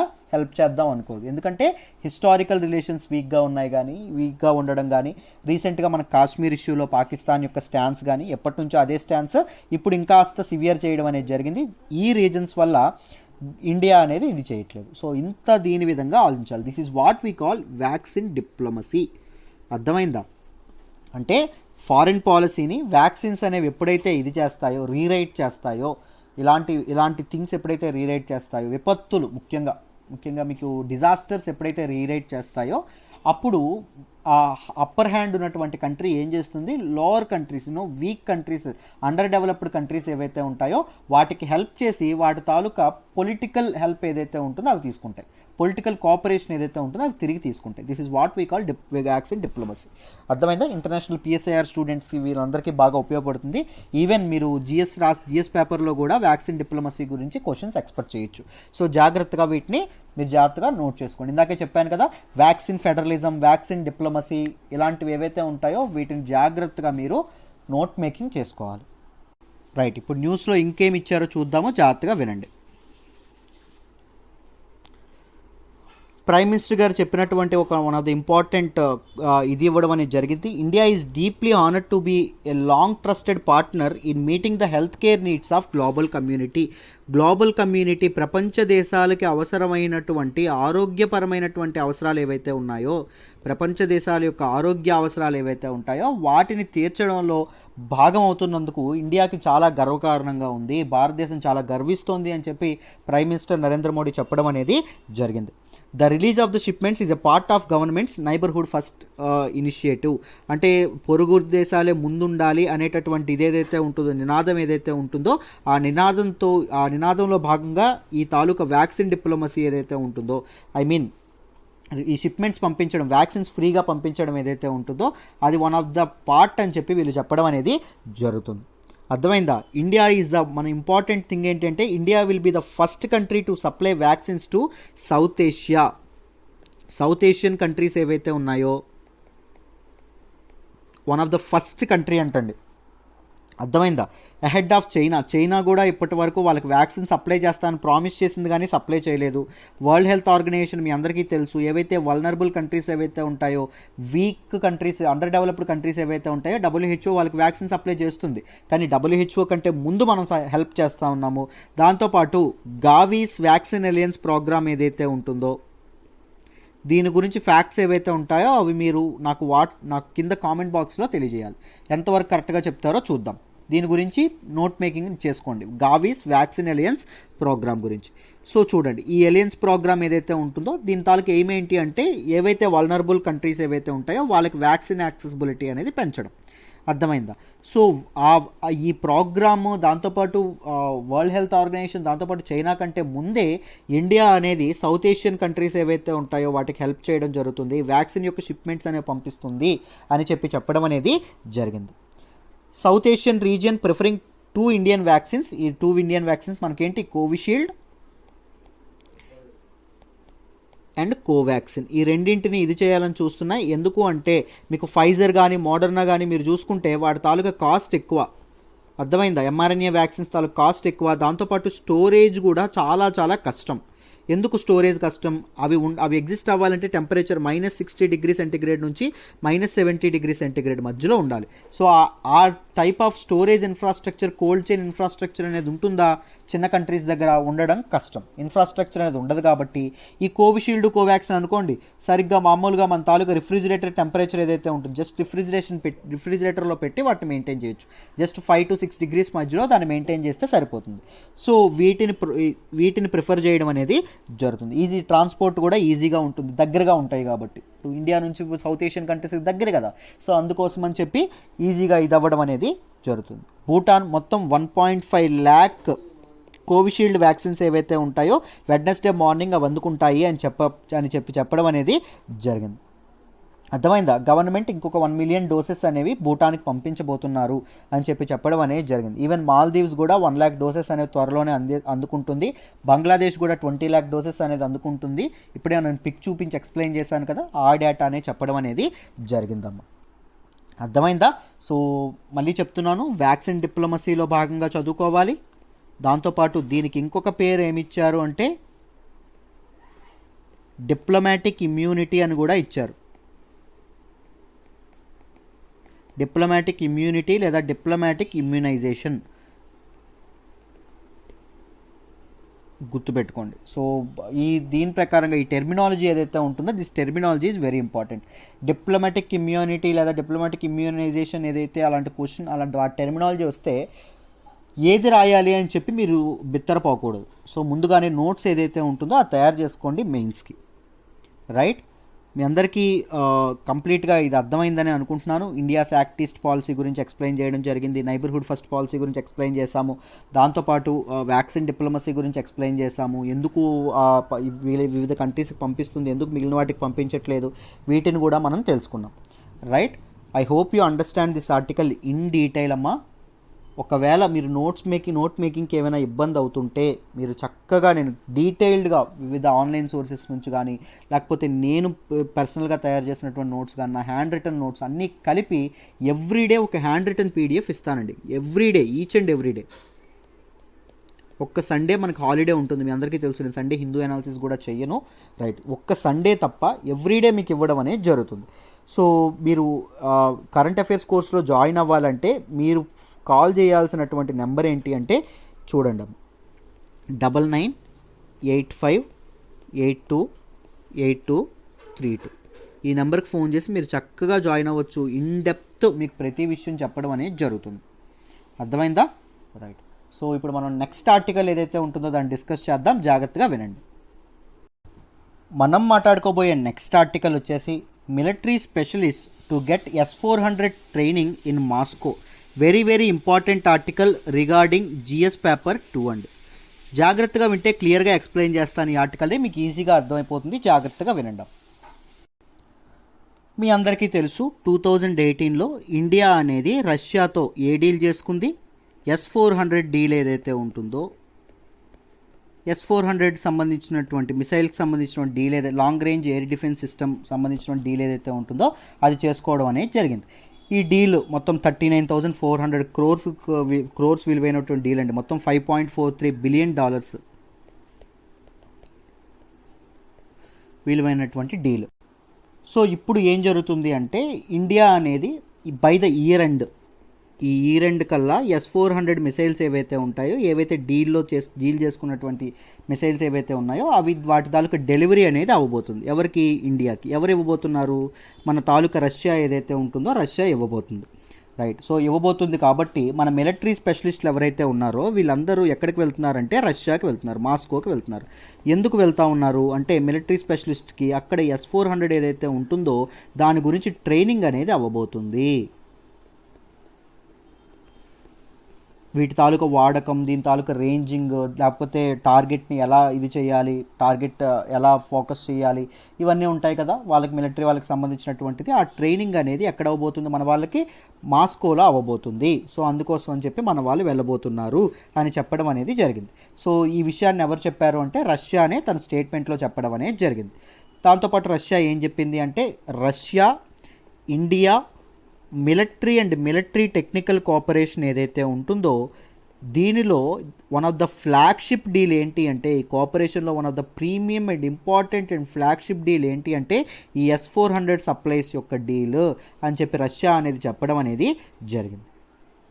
కరెంట్లీ ఇండియా అండ్ రష్యా ఏదైతే ఉంటుందో they are involved in joint development and production of military equipment. అంటే రెండూ కలిసి డెవలప్మెంట్, మిలిటరీ ఎక్విప్మెంట్ ఏదైతే ఉంటుందో వాటిని డెవలప్ చేయడం, దాంతోపాటు ప్రొడక్షన్ ఏదైతే ఉంటుందో వాటి తాలూకా మ్యానుఫ్యాక్చరింగ్ ఏదైతే ఉంటుందో మ్యానుఫ్యాక్చర్ చేయడం, దాంతోపాటు కంపోనెంట్స్ అనేవి ఇది చేయడం, దాంతోపాటు స్పేర్ పార్ట్స్ ఏవైతే ఉంటాయో స్పేర్ పార్ట్స్ మ్యానుఫ్యాక్చర్ చేయడం, దాంతోపాటు టెక్నికల్ షేరింగ్ ఏదైతే ఉంటుందో, టెక్నాలజీ షేరింగ్ ఏదైతే ఉంటుందో ఈ టెక్నాలజీ షేరింగ్లో కూడా రెండు countries they are sharing a wonderful relation అండి. అర్థమైందా? జాయింట్ కోఆపరేషన్ అనేది వీటన్నింటిలో వీళ్ళు చేస్తున్నారు, బోత్ రష్యా అండ్ ఇండియా అని చెప్పి వాళ్ళు చెప్పడం అనేది జరిగింది.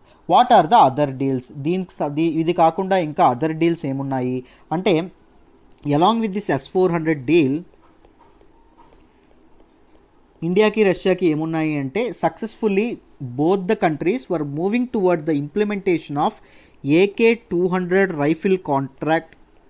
ఆర్మీకి రైఫిల్స్ ఏవైతే ఉంటాయో రైఫిల్స్, దాంతోపాటు 200 KA 226T యూటిలిటీ హెలికాప్టర్స్ ఏవైతే ఉంటాయో యూటిలిటీ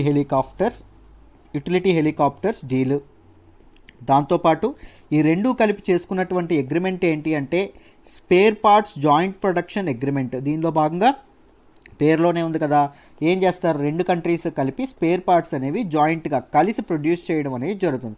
మ్యానుఫ్యాక్చరింగ్ యూనిట్స్ అనేవి బోత్ రష్యాలోని దాంతోపాటు ఇండియాలోని మొదలవ్వడం అనేది జరుగుతుంది ఈ అగ్రిమెంట్. దాంతోపాటు మ్యూచువల్ లాజిస్టిక్ సపోర్ట్ అగ్రిమెంట్ ఏదైతే ఉంటుందో మ్యారిటైమ్ సపోర్ట్ కోసం లాజిస్టిక్ సపోర్ట్ అగ్రిమెంట్, దాంతోపాటు స్ట్రెంథనింగ్ మ్యారిటైమ్ కోఆపరేషన్ ఏదైతే ఉంటుందో ముఖ్యంగా ఇండియన్ ఓషన్ రీజియన్లో మ్యారిటైమ్ కోఆపరేషన్ ఏదైతే ఉంటుందో దానికోసం కూడా ఈ రెండు కలిసి అడుగులేయబోతున్నాయి అని చెప్పి రష్యా అనేది చెప్పడం అనేది జరిగిందమ్మా.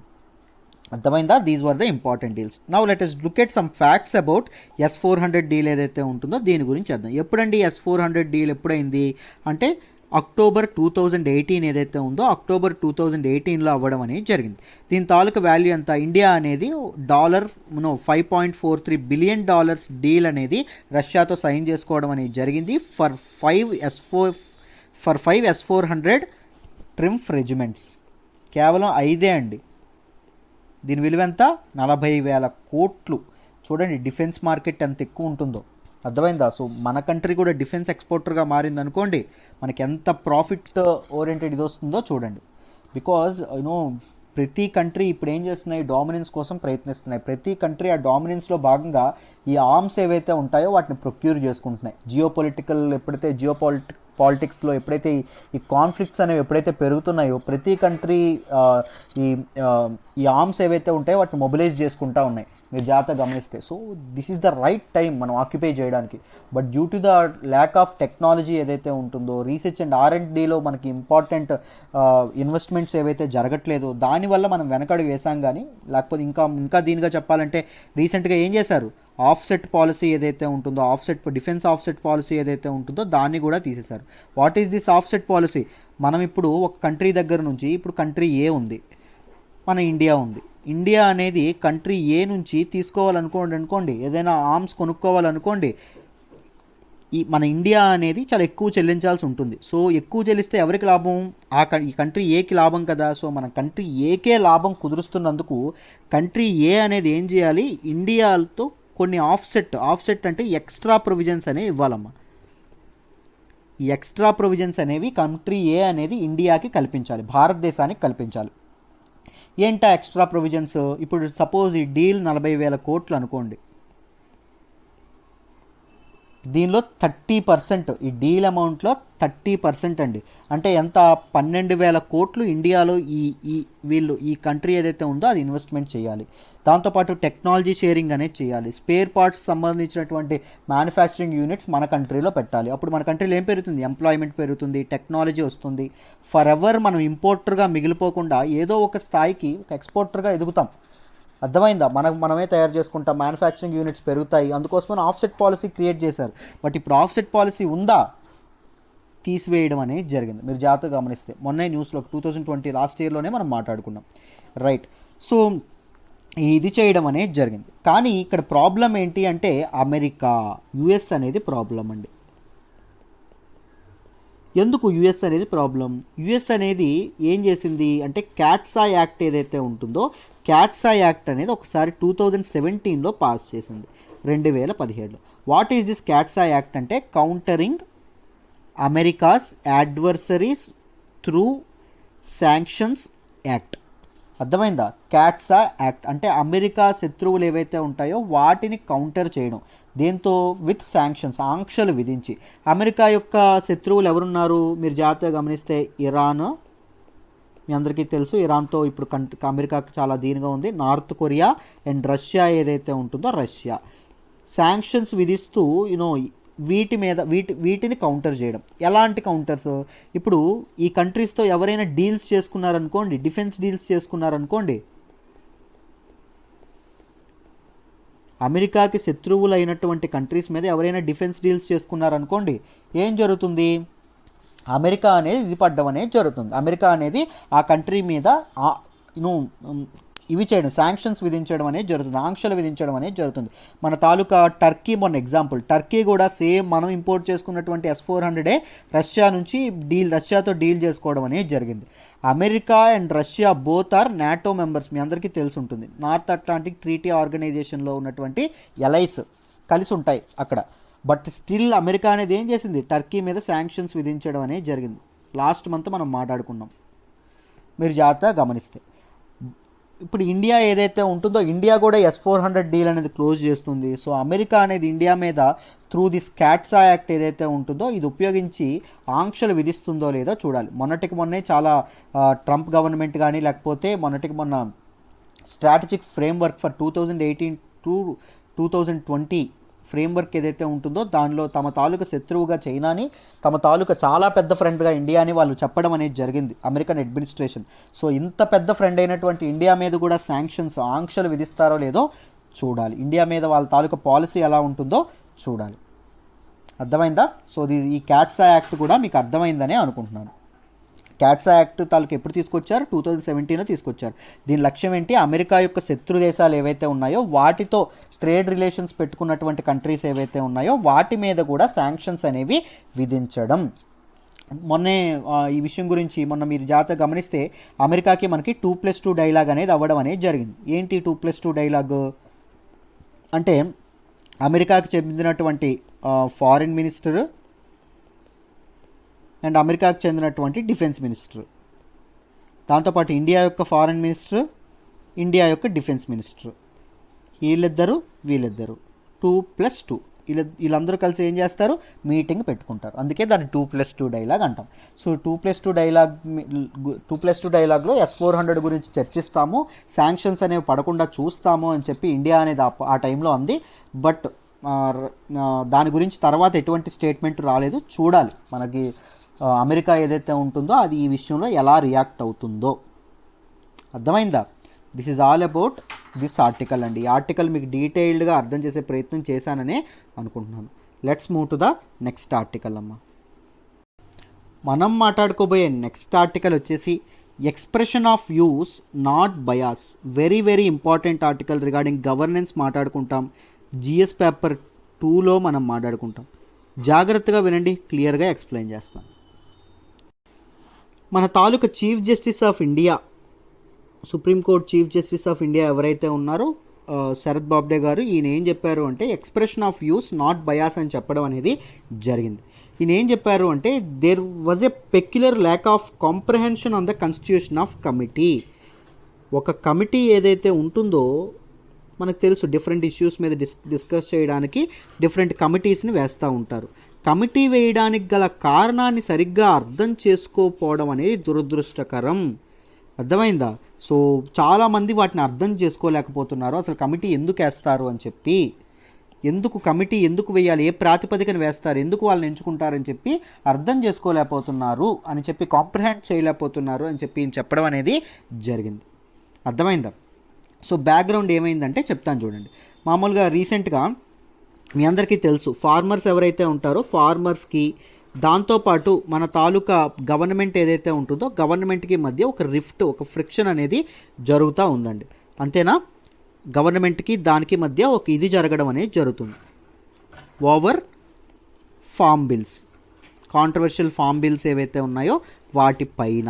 సో సుప్రీంకోర్టు ఏం చేసింది అంటే ఈ ఫార్మర్స్ యొక్క ప్రొటెస్ట్స్ అనేవి ఎందుకు జరుగుతున్నాయి, రెండింటి మధ్య సఖ్యత కోసం ఏం చేసింది అంటే it wanted to constitute an expert committee. ఒక ఎక్స్పర్ట్ కమిటీ ఏదైతే ఉంటుందో దాన్ని మేము ఇది చేస్తున్నాము అని చెప్పి వీళ్ళు చెప్పడం అనేది జరిగింది. సుప్రీంకోర్టు కన్స్టిట్యూట్ చేయడం అనేది జరిగింది. ఈ కమిటీలో కొంతమంది మెంబర్స్ని తీసుకుంటారు కదా.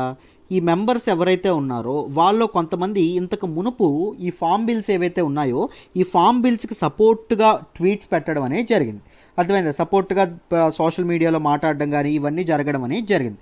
దానికోసం అని చెప్పి ఏమైంది చూడండి, సోషల్ మీడియాలో జనాలు ఎవరైతే ఉన్నారో, ప్రజలు ఎవరైతే ఉన్నారో, సుప్రీంకోర్టు ఏదైతే ఈ కమిటీ వేసిందో ఆ కమిటీలో మెంబర్స్ని చూస్ చేసుకోవడం తప్పు చూస్ చేసుకుంది.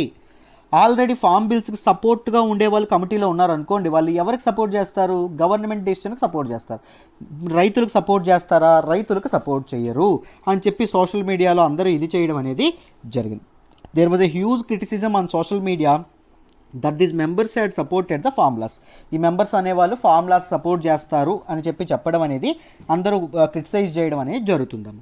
అయితే ఇప్పుడు చూడండి, చీఫ్ జస్టిస్ ఆఫ్ ఇండియా ఎవరైతే ఉన్నారో దీని గురించి మాట్లాడుతున్నాను అని కరెక్ట్గా ఆయన మెన్షన్ చేయకుండా ఆయన ఏం చెప్పారు అంటే a person's earlier view about a subject didn't disqualify him from being a part of a committee formed to examine the particular issue. ఒక పర్టికులర్ ఇష్యూని, ఒక ఇష్యూ పైన ఒక కమిటీ వేసినప్పుడు ఆ ఇష్యూ మీద అతనికి ఒక ఒపీనియన్ ఉందనుకోండి, ఒక వ్యూ ఉందనుకోండి, ఒక వ్యూ ఉన్నంత మాత్రాన అతను ఈ కమిటీలో సభ్యుడిగా ఉండకూడదు అని చెప్పావనుకో అది చాలా తప్పు అని చెప్పడం అనేది జరిగింది. A person's earlier view about a subject, about a particular issue didn't disqualify him from being a part of committee. ఒక కమిటీలో సభ్యుడిగా అవ్వడానికి డిస్క్వాలిఫై చెయ్యకూడదు అని చెప్పడం అనేది జరిగింది. ఎందుకు అంటే ఇప్పుడు సపోజ్ నేను ఉన్నాను, ఫామ్ బిల్స్ మీద నాకు ఒక ఒపీనియన్ ఉందనుకోండి, ఫామ్ బిల్స్ కావాలి అనేటటువంటి మైండ్ సెట్తో నేను ఉన్నాను. ఒకవేళ నాకు కమిటీలో వేశారనుకోండి, మన చీఫ్ జస్టిస్ ఆఫ్ ఇండియా ఏమంటున్నారు అంటే కమిటీ చర్చోపచర్చలు ఏవైతే చేస్తుందో చర్చల తర్వాత నా వ్యూ చేంజ్ అవ్వచ్చు, నాకు ఒక వ్యూ ఉంది కదా అని చెప్పి నేను కమిటీలో వెళ్లకుండా ఎలా అవుతుంది, వెళ్లకుండా ఉండాలంటే కుదరదు కదా అని చెప్పి చీఫ్ జస్టిస్ ఆఫ్ ఇండియా చెప్పడం అనేది జరిగింది. But with the due respect to him, with the due respect to chief justice of India, no prejudice అనేటటువంటి ఒక కాన్సెప్ట్ అనేది ఉంటుంది. అంటే మీ ఎథిక్స్లో చదువుకుంటారు, ఒక పక్షపాతం ఏదైతే ఉంటుందో అది ఎవరికైనా ఉంటుంది. ఇప్పుడు సపోజ్ చూడండి, నేను మనకి ఒక ఎగ్జాంపుల్ ద్వారా చెప్తాను. సపోజ్ ఇప్పుడు వైఎస్ఆర్సీపీ ఉంది, టీడీపీ ఉంది.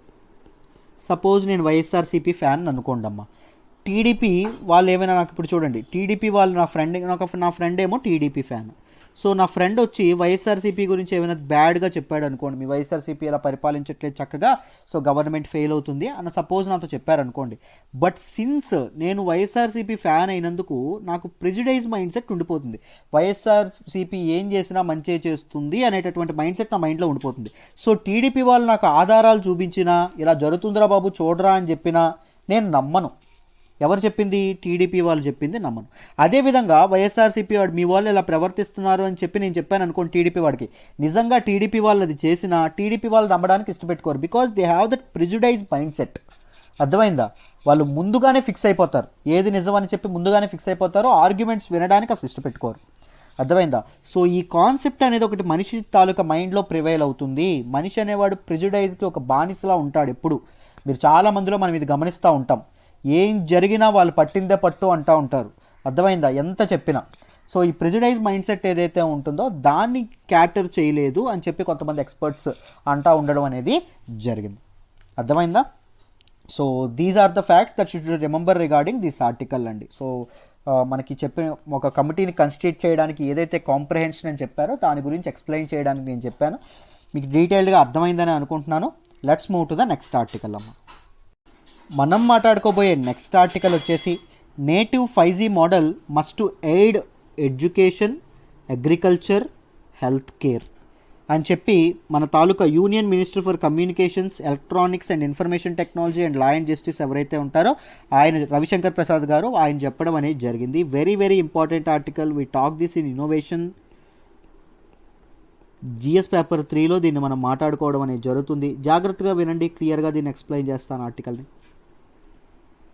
మన తాలూకా కేంద్ర మంత్రి అయినటువంటి రవిశంకర్ ప్రసాద్ గారు ఏం చెప్పారు అంటే, ఇండియాలో 5G ఏదైతే ఉంటుందో 5G రావాలి అనేటటువంటి కోరిక జనాల్లో బాగా పెరిగిపోతుంది. సో ఈ టైంలో బిజినెసెస్ ఏవైతే ఉన్నాయో, కంపెనీస్, ఫార్మ్స్ ఏవైతే ఉన్నాయో, దే షుడ్ లుక్ ఫర్ ఒక దేశీ 5G మోడల్ ఏదైతే ఉంటుందో, అంటే ఒక నేటివ్ 5G మోడల్ ఏదైతే ఉంటుందో దానికోసం ఇది చేయాలి. 5G ఇదొక్కటే కాకుండా ప్రపంచవ్యాప్తంగా 5G మోడల్ ఎలా ఉందో అలా కాకుండా మన కంట్రీస్కి సరిపోయేటట్టు, అంటే ఇన్క్లూజివ్ గ్రోత్ ఏదైతే ఉంటుందో ఇన్క్లూజివ్ గ్రోత్ని అది ఇది చేసేటట్టు, అండ్ దాంతోపాటు హెల్త్ కేర్ సిస్టమ్కి హెల్ప్ అయ్యేటట్టు, దాంతోపాటు ఎడ్యుకేషన్ ఏదైతే ఉంటుందో ఎడ్యుకేషన్ హెల్ప్ అయ్యేటట్టు, దాంతోపాటు agriculture and farming and irrigation ఏదైతే ఉంటుందో అగ్రికల్చర్కి హెల్ప్ అయ్యేటట్టు. సో ఒక దేశీ మోడల్ ఏదైతే ఉంటుందో అవి వాళ్ళ తాలూకు ఇన్నోవేషన్స్ ద్వారా తీసుకురావాలి. దీనికోసం ఐఐటీస్ కానీ, డిఫరెంట్ ఎడ్యుకేషనల్ ఇన్స్టిట్యూషన్స్ కానీ, డిఫరెంట్ ఫార్మ్స్ కానీ ఇవన్నీ కలవాలి అని చెప్పి ఈయన చెప్పడం అనేది జరిగింది. అర్థమైందా? ఇది రికార్డ్ లెటెస్ట్ టాక్ అబౌట్ మనం ఇన్నోవేషన్ అనేటటువంటి కాన్సెప్ట్ గురించి కొన్ని ఇంపార్టెంట్ ఈ విషయాలు ఏవైతే ఉన్నాయో వాటి గురించి మాట్లాడదాం. జాగ్రత్తగా వినండి అమ్మ. దాంతోపాటు ఈయన ఈ స్కీమ్లో PLI స్కీమ్ ఏదైతే ఉంటుందో నేను చాలాసార్లు చెప్పాను, ప్రొడక్షన్ లింక్డ్ ఇన్సెంటివ్ స్కీమ్, అది కూడా చాలా చాలా హెల్ప్ అయింది అని చెప్పి ఈయన చెప్పడం అనేది జరిగింది. మీరు జాగ్రత్తగా గమనిస్తే అర్థమైందా? మనకి చాలా చాలా కంపెనీలు అనేవి PLI స్కీమ్ని ఉపయోగించుకొని తమ తాలూకా ప్రొడక్షన్ని, కెపాసిటీని ఎక్స్పాండ్ చేస్తున్నాయి అని చెప్పి ఈయన చెప్పడం అనేది జరిగింది. ఎకనామిక్ రివైవల్, కోవిడ్-19 తీసుకొచ్చినటువంటి ఎకనామిక్ డిస్రప్షన్ ఏదైతే ఉంటుందో దాని తాలూకా రివైవల్కి ఈ PLI స్కీమ్ అనేది చాలా ఉపయోగపడుతుంది అని చెప్పడం అనేది జరిగింది. రైట్. సో ఈ ఇన్నోవేషన్స్ కోసం ఏదైతే ఉంటుందో ఇన్నోవేషన్స్ కోసం పిలుపునివ్వడం అనేది జరిగింది. Let me ask you a question, why innovation is needed? నూతన ఆవిష్కరణలు ఏవైతే ఉన్నాయో అవి ఎందుకు అవసరం అండి అంటే, ఇన్నోవేషన్స్ అనేవి they are important to the advancement of society.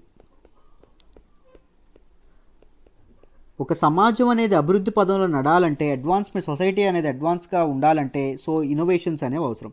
దాంతోపాటు ప్రాబ్లమ్స్ ఏవైతే ఉన్నాయో డిఫరెంట్ ప్రాబ్లమ్ సాల్వింగ్కి కూడా ఇది అనేది అవసరం. ఇప్పుడు చూడండి, కోవిడ్-19 వచ్చింది. కోవిడ్-19 వల్ల మొత్తం అంతా ఎడ్యుకేషన్ ఇవన్నీ స్తంభించిపోయాయి అనుకున్నాం, కానీ ఆన్లైన్ ఎడ్యుకేషన్ అనేది ఒకటి వచ్చింది. ఇన్నోవేషన్స్ అనేవి సాధ్యపడడం అనేది, ఇన్నోవేషన్ ఏదైతే ఉంటుందో ఏది ఆగకుండా ప్రాబ్లం అనేది సొల్యూషన్ చూపించడానికి ఇది చేయడం అనేది జరిగింది. Increase the standard of living, జీవన ప్రమాణాలు ఏవైతే ఉన్నాయో జీవన ప్రమాణాలని పెంచడానికి కూడా మన తాలూకు ఇన్నోవేషన్ ఏదైతే ఉంటుందో ఇన్నోవేషన్స్ అనేవి ఇవ్వడం అనేది జరుగుతుంది.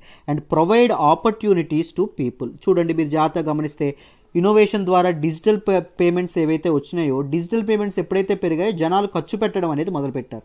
జనాలు ఖర్చు పెట్టడం ఎప్పుడైతే మొదలుపెట్టారో, డిమాండ్ ఎప్పుడైతే పెరిగిందో ఎంప్లాయ్మెంట్ కూడా జనాలకు అంతే విధంగా దొరకడం అనేది జరిగింది. మీరు జాగ్రత్తగా గమనిస్తే ఇప్పుడు స్విగ్గీ, జొమాటో లాంటి ప్లాట్ఫామ్స్ వచ్చినాయి. రావడం వల్ల కొత్త ఇన్నోవేషన్స్ ద్వారా రావడం వల్ల ఏమొచ్చింది, చాలామందికి జీవనాధారం దొరికింది, చాలామందికి లైవ్లీహుడ్ దొరికింది, చాలామందికి ఆపర్చునిటీస్ దొరికినాయి. అవునా? సో ఇన్నోవేషన్స్ అనేవి వీటన్నింటినీ ఫెసిలిటేట్ చేయడం అనేది జరుగుతుంది. సో చూడండి, అండ్ సస్టైనబుల్ ఎకనామిక్ గ్రోత్ ఏదైతే ఉంటుందో అండ్ ప్రాస్పరిటీ ఏదైతే ఉంటుందో దానికి కూడా ఇన్నోవేషన్స్ ఏవైతే ఉంటాయో అవి చాలా చాలా ఉపయోగపడడం అనేది జరుగుతుంది. In terms of economic growth చాలా చాలా ఇంపార్టెంట్ రోల్ ప్లే చేయడం అనేది జరుగుతుంది. అండ్ ఎడ్యుకేషన్ సెక్టార్లో రిఫార్మ్స్ తీసుకురావడానికి కూడా ఇన్నోవేషన్స్ అనేవి ఇదవుతాయి. దాంతోపాటు హెల్త్ సిస్టంలో ఇది తీసుకురావడానికి కూడా మనం జీన్ ఎడిటింగ్ అని చెప్పి మనం చూస్తూ ఉన్నాం. మనకు నోబెల్ ప్రైజ్ కూడా మన వచ్చింది. జీన్ ఎడిటింగ్ ద్వారా ఏం చేస్తూ ఉన్నారు, ఫ్యూచర్లో వచ్చేటటువంటి వ్యాధులు ఏవైతే ఉంటాయి, వంశపారంపర్యంగా వస్తాయి కదా, హెరిడిటరీగా వ్యాధులు వస్తాయి కదా, డిసీజెస్, వాటిని ఇది చేయడానికి కూడా ఇలాంటి టెక్నాలజీస్ ఏవైతే ఉన్నాయో వాటిని ఉపయోగిస్తున్నారు. అర్థమైందా? సో అండ్ ఇండియా యొక్క పొటెన్షియల్ కూడా చాలా చాలా ఎక్కువగా ఉండదండి. India can act as a very fertile ground అండి for technology led innovation and growth. And technology సంబంధించినటువంటి ఇన్నోవేషన్ ఆవిష్కరణలు కానీ గ్రోత్ కోసం కానీ ఇండియాకి చాలా చాలా ఇది ఉంది. Because India had skilled people అనేవాళ్ళు చాలామంది ఎక్కువ ఇండియాలో. అండ్ చీప్ లేబర్ ఏదైతే ఉంటుందో చీప్ లేబర్ దొరుకుతుంది. అర్థమైందా? అండ్ ఒక ఎంటర్ప్రెన్యూర్ కావాల్సినటువంటి అన్ని ఏవైతే ఉంటాయో, ఎంటర్ప్రెన్యూర్షిప్ కావాల్సినటువంటి అన్ని విషయాలు, సోర్సెస్ ఏవైతే ఉంటాయో ఇవన్నీ దొరకడం అనేది జరుగుతుంది. అర్థమైందా? అండ్ ఇంటర్నెట్ యూసేజ్ ఏదైతే ఉంటుందో ఇంటర్నెట్ యూసేజ్లో మన ప్రజలు చాలా చాలా ఎక్కువగా వాడకం అనేది జరుగుతుంది. Fastest growing country in terms of internet usage, అవునా కాదా? Right. So even there is a potential to add over 970 billion అండి. ఇండియా జీడిపికి 2025 కల్లా ఇండియా జీడిపికి $970 బిలియన్ యాడ్ చేసేటటువంటి ఇది ఉందంట బై యూజింగ్ ఆర్టిఫిషియల్ ఇంటెలిజెన్స్. అర్థమైందా? మనకు ఆ కెపాసిటీ ఉంది అని చెప్పడం అనేది జరుగుతుంది. ఈవెన్ గవర్నమెంట్ కూడా మెజర్స్ అనేవి తీసుకోవాలి. ఎలా తీసుకోవాలి అంటే త్రూ కొలాబరేషన్. డిఫరెంట్ ఫార్మ్స్ ఏవైతే ఉంటాయో, డిఫరెంట్ స్టేక్ హోల్డర్స్ ఎవరైతే ఉంటారో, అంటే ఎడ్యుకేషనల్ ఇన్స్టిట్యూషన్స్ కానీ, లేకపోతే కొత్త సైంటిస్టులు కానీ, లేకపోతే కొత్త ఆవిష్కరణలు ఎవరైతే చేస్తారో, దాంతోపాటు R&Dలో ఇన్వెస్ట్మెంట్స్ ఎవరైతే చేస్తారో, పబ్లిక్ ప్రైవేట్ పార్ట్నర్షిప్ కానీ, వీటన్నిటికీ కొలాబరేషన్స్ ఆర్ వెరీ ఇంపార్టెంట్ ఒక తాలూకు ఇన్నోవేషన్ అనేది రావాలంటే. దాంతోపాటు ఫెసిలిటేషన్,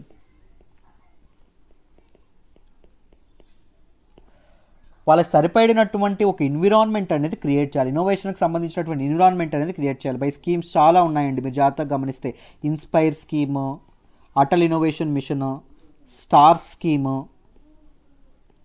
దాంతోపాటు ఇంప్రెస్ స్కీమ్, వీటన్నింటి గురించి ఒక్కసారి నోట్ మేకింగ్ అయితే చేసుకోండి అమ్మా. వెరీ వెరీ ఇంపార్టెంట్ ఈ స్కీమ్స్. దాంతోపాటు రెస్పాన్సిబుల్ రెగ్యులేషన్ అనేది ఉండాలి. పోనీ ఈజ్ ఆఫ్ డూయింగ్ బిజినెస్ చక్కగా ఇది చేద్దాము అంటే, ఈజ్ ఆఫ్ డూయింగ్ బిజినెస్ పెంచుదాము అని చెప్పి ఏం చేస్తారు, గవర్నమెంట్ రెగ్యులేషన్ మానేస్తారు. సో వాళ్ళకి ఫ్రీ హ్యాండ్ వదిలేస్తే వాళ్ళే ఎదుగుతారు అనుకుంటారు. కానీ పిల్లల్ని ఏం చేయాలి, వాళ్ళని కంట్రోల్ చేసే ఇది కూడా తల్లిదండ్రుల బాధ్యత. అలాగే గవర్నమెంట్ తప్పుదారి పడుతున్నటువంటి బిజినెస్ ఏవైతే ఉన్నాయో వాటిని రెస్పాన్సిబుల్గా రెగ్యులేట్ చేయాలి. రెగ్యులేషన్ అనేది మానేయకూడదు. రెగ్యులేషన్ అనేది మానేసింది అనుకోండి, ఒక బిజినెస్ ఏదైతే ఉందనుకోండి, ఆ బిజినెస్ ఒక తప్పు చేసింది అనుకోండి, ఒక ఫ్రాడ్ చేసింది అనుకోండి, ప్రజల తాలూకా ఇది చేసింది అనుకోండి, ఏం జరుగుతుంది అప్పుడు మీరే ఆలోచించండి. ఏం జరుగుతుంది, పీపుల్కి అలాంటి బిజినెస్లు ఏవైతే, ఆ ఒక్క బిజినెస్ మీద కాన్ఫిడెన్స్ పోవడం కాదు, అలాంటి బిజినెస్ మొత్తం మీద కాన్ఫిడెన్స్ అనేది పోతుంది. పీపుల్ యొక్క confidence is very important. Confidence పోతే ఏమవుతుంది, ఆ సెక్టార్ మొత్తం కుప్పకూలిపోతుంది. అవునా? ఇన్నోవేషన్ యొక్క యూజ్ అనేది పోతుంది. So these kind of factors అనేవి ఇన్నోవేషన్కి ఇది చేయడం అనేది జరుగుతుంది. ఇవన్నీ మీరు చక్కగా గుర్తుపెట్టుకోవాలి. వెరీ వెరీ ఇంపార్టెంట్ అండి ఆర్టికల్లో. అండ్ మెయిన్స్లో కూడా ఇన్నోవేషన్ మీద తప్పకుండా 2021లో మెయిన్స్లో మీకు తప్పకుండా క్వశ్చన్ రావచ్చు. అందుకే ఈ ఇన్ఫర్మేషన్ ఏదైతే ఉంటుందో ఇది చెప్పడం జరిగింది. Right. This is all about today's Hindu analysis అమ్మా. ఈరోజు హిందూ అనాలిసిస్ మీ అందరికీ చక్కగా అర్థమైందని అనుకుంటున్నాను. అందరికీ కంప్లీట్గా అర్థం చేసుకున్నారని అనుకుంటున్నాను. సో చాలా ఎఫర్ట్ ఉంటుంది. వీలైతే లైక్ చేయండి, మీ ఫ్రెండ్స్తో షేర్ చేసుకోండి, ఎలా ఉందో కామెంట్ చేయండి. మీ తాలూకు వర్డ్స్ మాకు ఎంకరేజ్మెంట్లా ఉంటాయి. And thank you so much. And మీరు ఒకవేళ వాల్యూ ఎడిషన్ ఇంకా కావాలి, if you want to master current affairs అని మీరు అనుకుంటే join our current affairs course. LTX classes offer చేస్తున్నటువంటి కరెంట్ అఫైర్స్ కోర్స్ ఏదైతే ఉంటుందో దానిలో జాయిన్ అవ్వండి. 9985828232. మేడం పేరు ప్రత్యూష మేడం. అర్థమైందమ్మా? లైఫ్ టైం వ్యాలిడిటీతో అందిస్తున్నటువంటి course. Current affairs life time వ్యాలిడిటీతో చెప్తున్నాం. ఆలోచించండి, both live classes plus recorded క్లాసెస్కి మీకు లైఫ్ టైం యాక్సెస్ అనేది ఉంటుంది. అర్థమైందా?